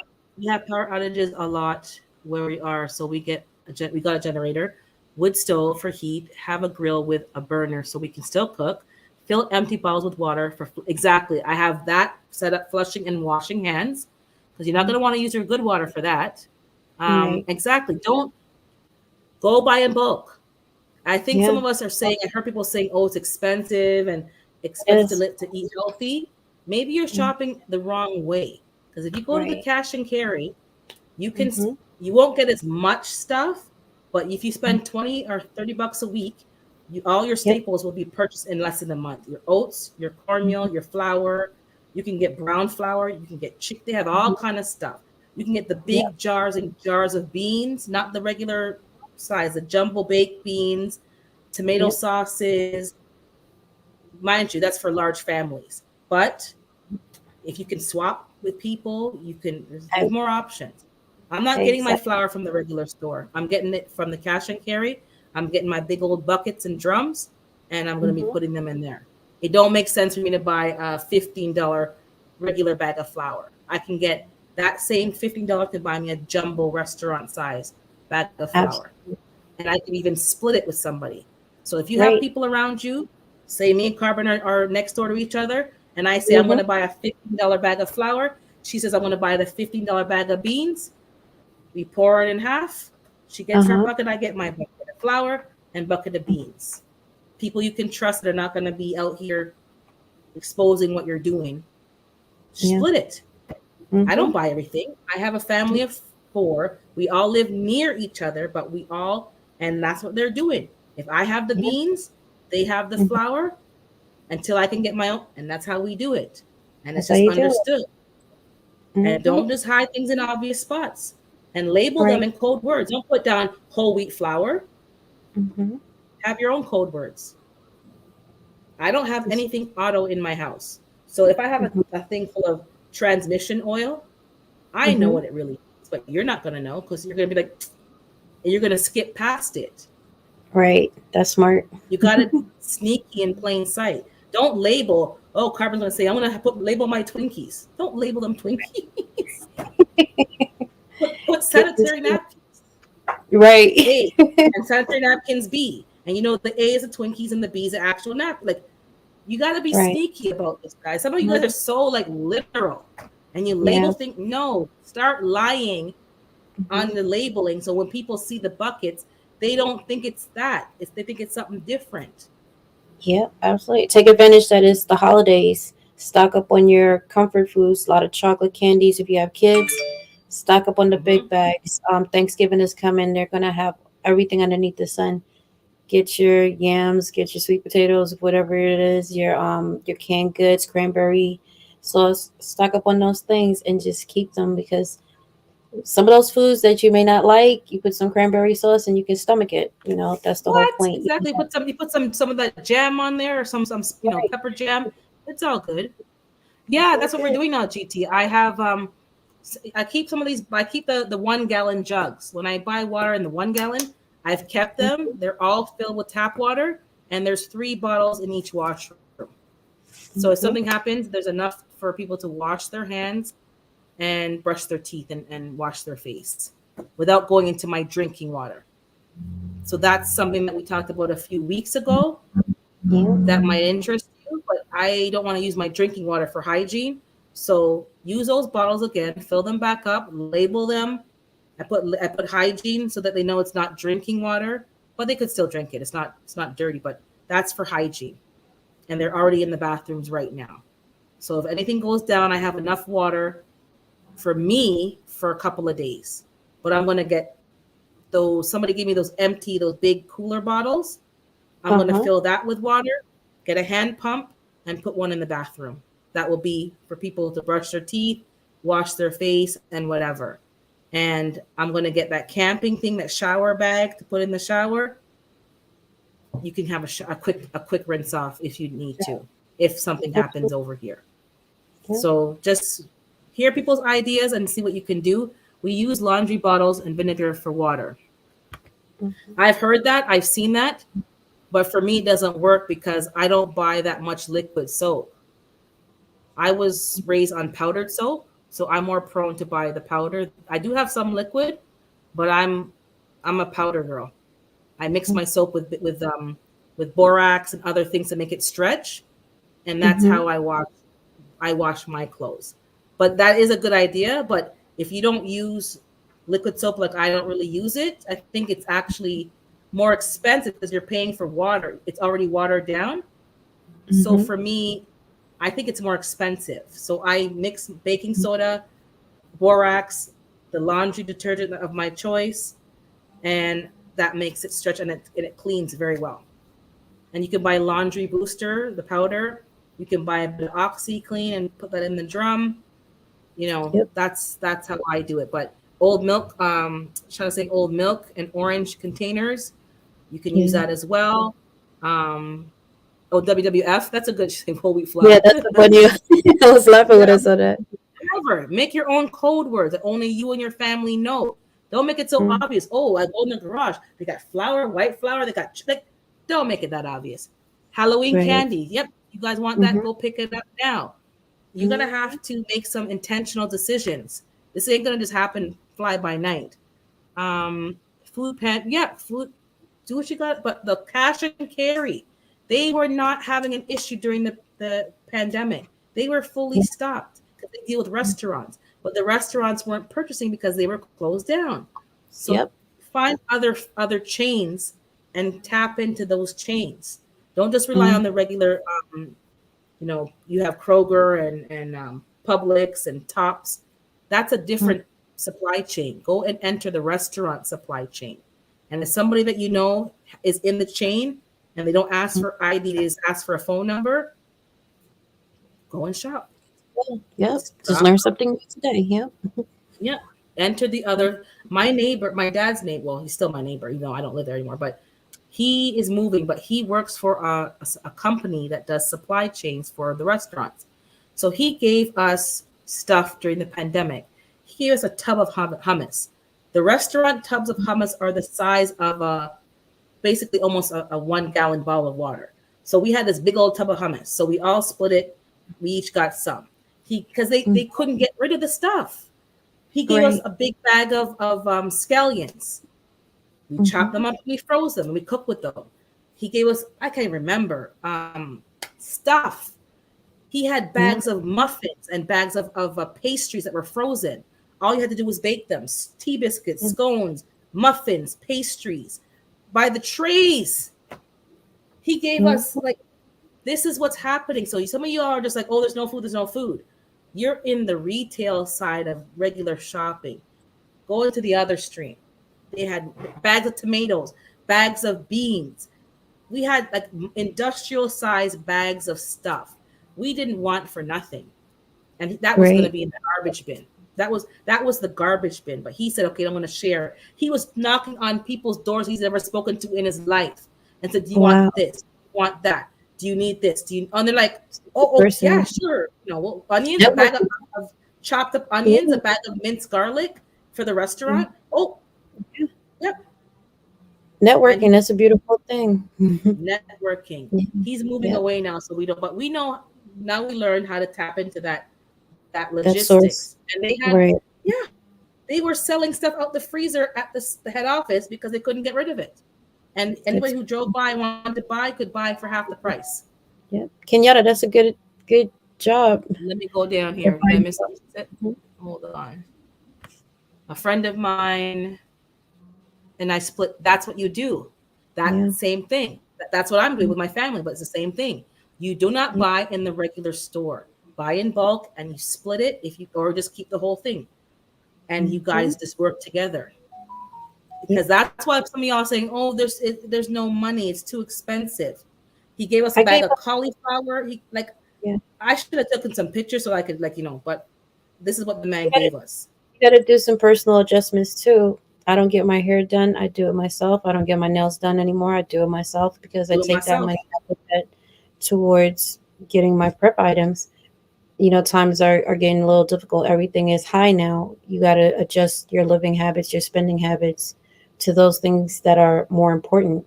Once you have that set up, and if you want to go back to that, that's fine. But you're capable of doing a lot of things on your own. You really don't have to go to somebody else to do it. Look for the deal. This is more to keep the marauders from your door. I think you're talking. I must have missed the context of that. Wow, I will be freezing. Yeah, you freeze the scallions. I freeze. We all harvest and freeze our own stuff. What's the difference? You wash it. You take it and you freeze it. Let's see here. She has three of the solar 5-gallon showers. The sun warm. Exactly. Yeah. That's what you got to do, guys. If you're waiting for something to happen, it's too dangerous in this day and time to keep waiting. Get some stuff together. Get your food together. Pooh Bear hitting the store. Yep. And I may have missed some comments, guys, but you guys can even go back to the chat and review. But that's what you guys got to do. Don't Yeah. be shopping at the regular store. Mhm. Go and tap into that. Go and check it out. Go online and call. You'll be surprised. I shop at a wholesaler near the farmer's market. We buy something in bulk at the same price as That's what I'm saying. What's up, Sandra? Some of Yeah. y'all's dollars, some of y'all's dollars will be stretched right now just by switching where you're shopping. Yeah, you're buying in bulk. Yeah, communities get together, especially if you get your neighbors on board. You don't have to worry about marauders because you guys are doing it all together. One family, you're putting money to go into a store together, and you buy bulk items and you share it amongst whatever or whoever in your neighborhood.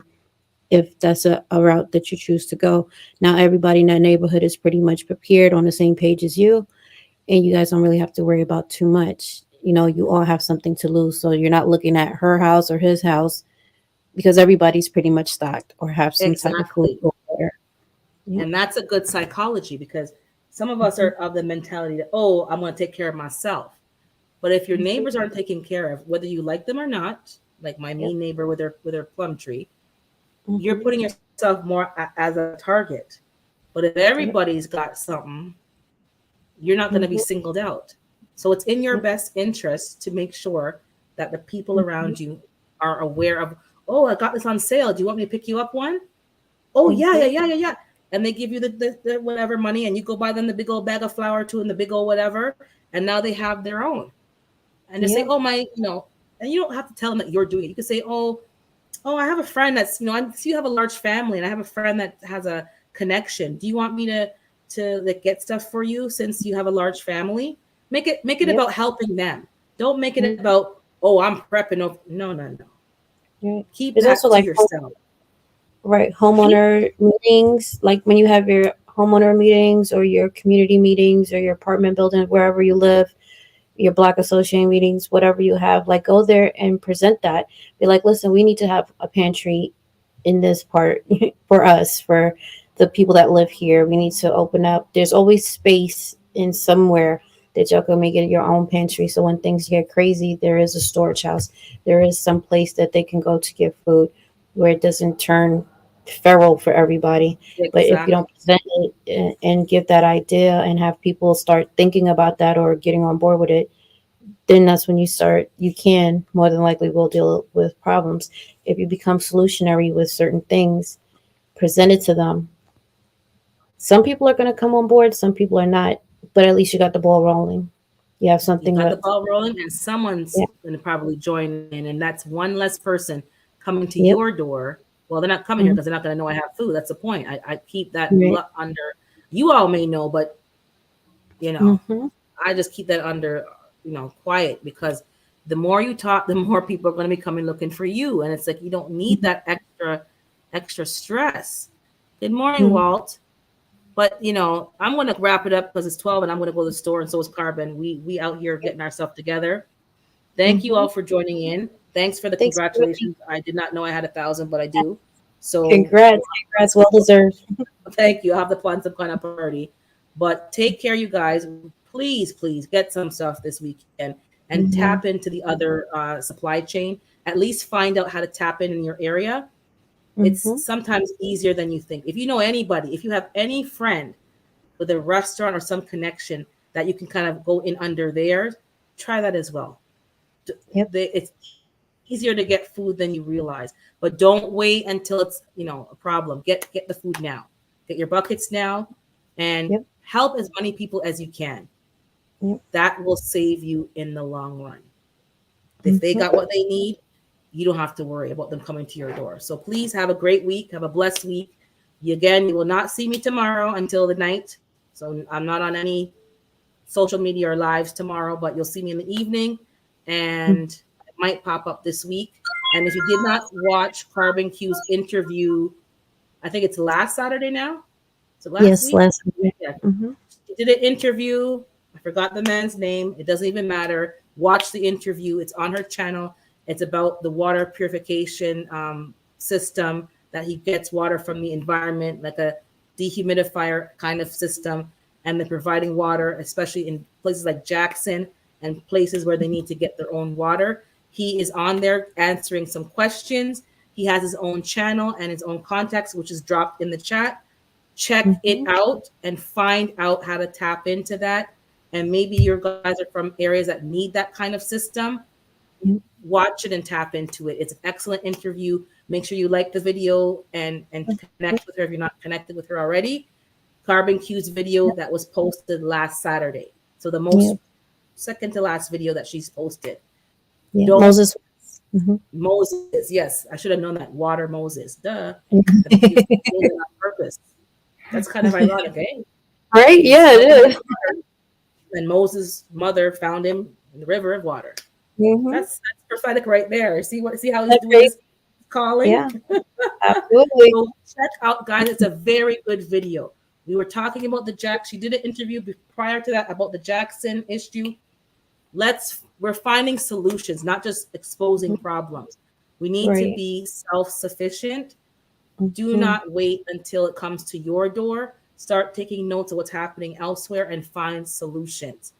I Yes, don't care ma'am. what climate you're in. I don't care where you are in the world. Find the solutions that are going to work for you right now before it gets more difficult and more expensive. Because this inflation is hitting me here hard right now. And I can only imagine what you guys are dealing with in others, in Cali and other states where it's hitting. So tap in. Have a blessed week again. I'm finding an end. I'll see you later. But Bye, look for my everybody. updates, look for my postings, and I'll see you later. Bye. All right. All right. Thanks for having me. Bye.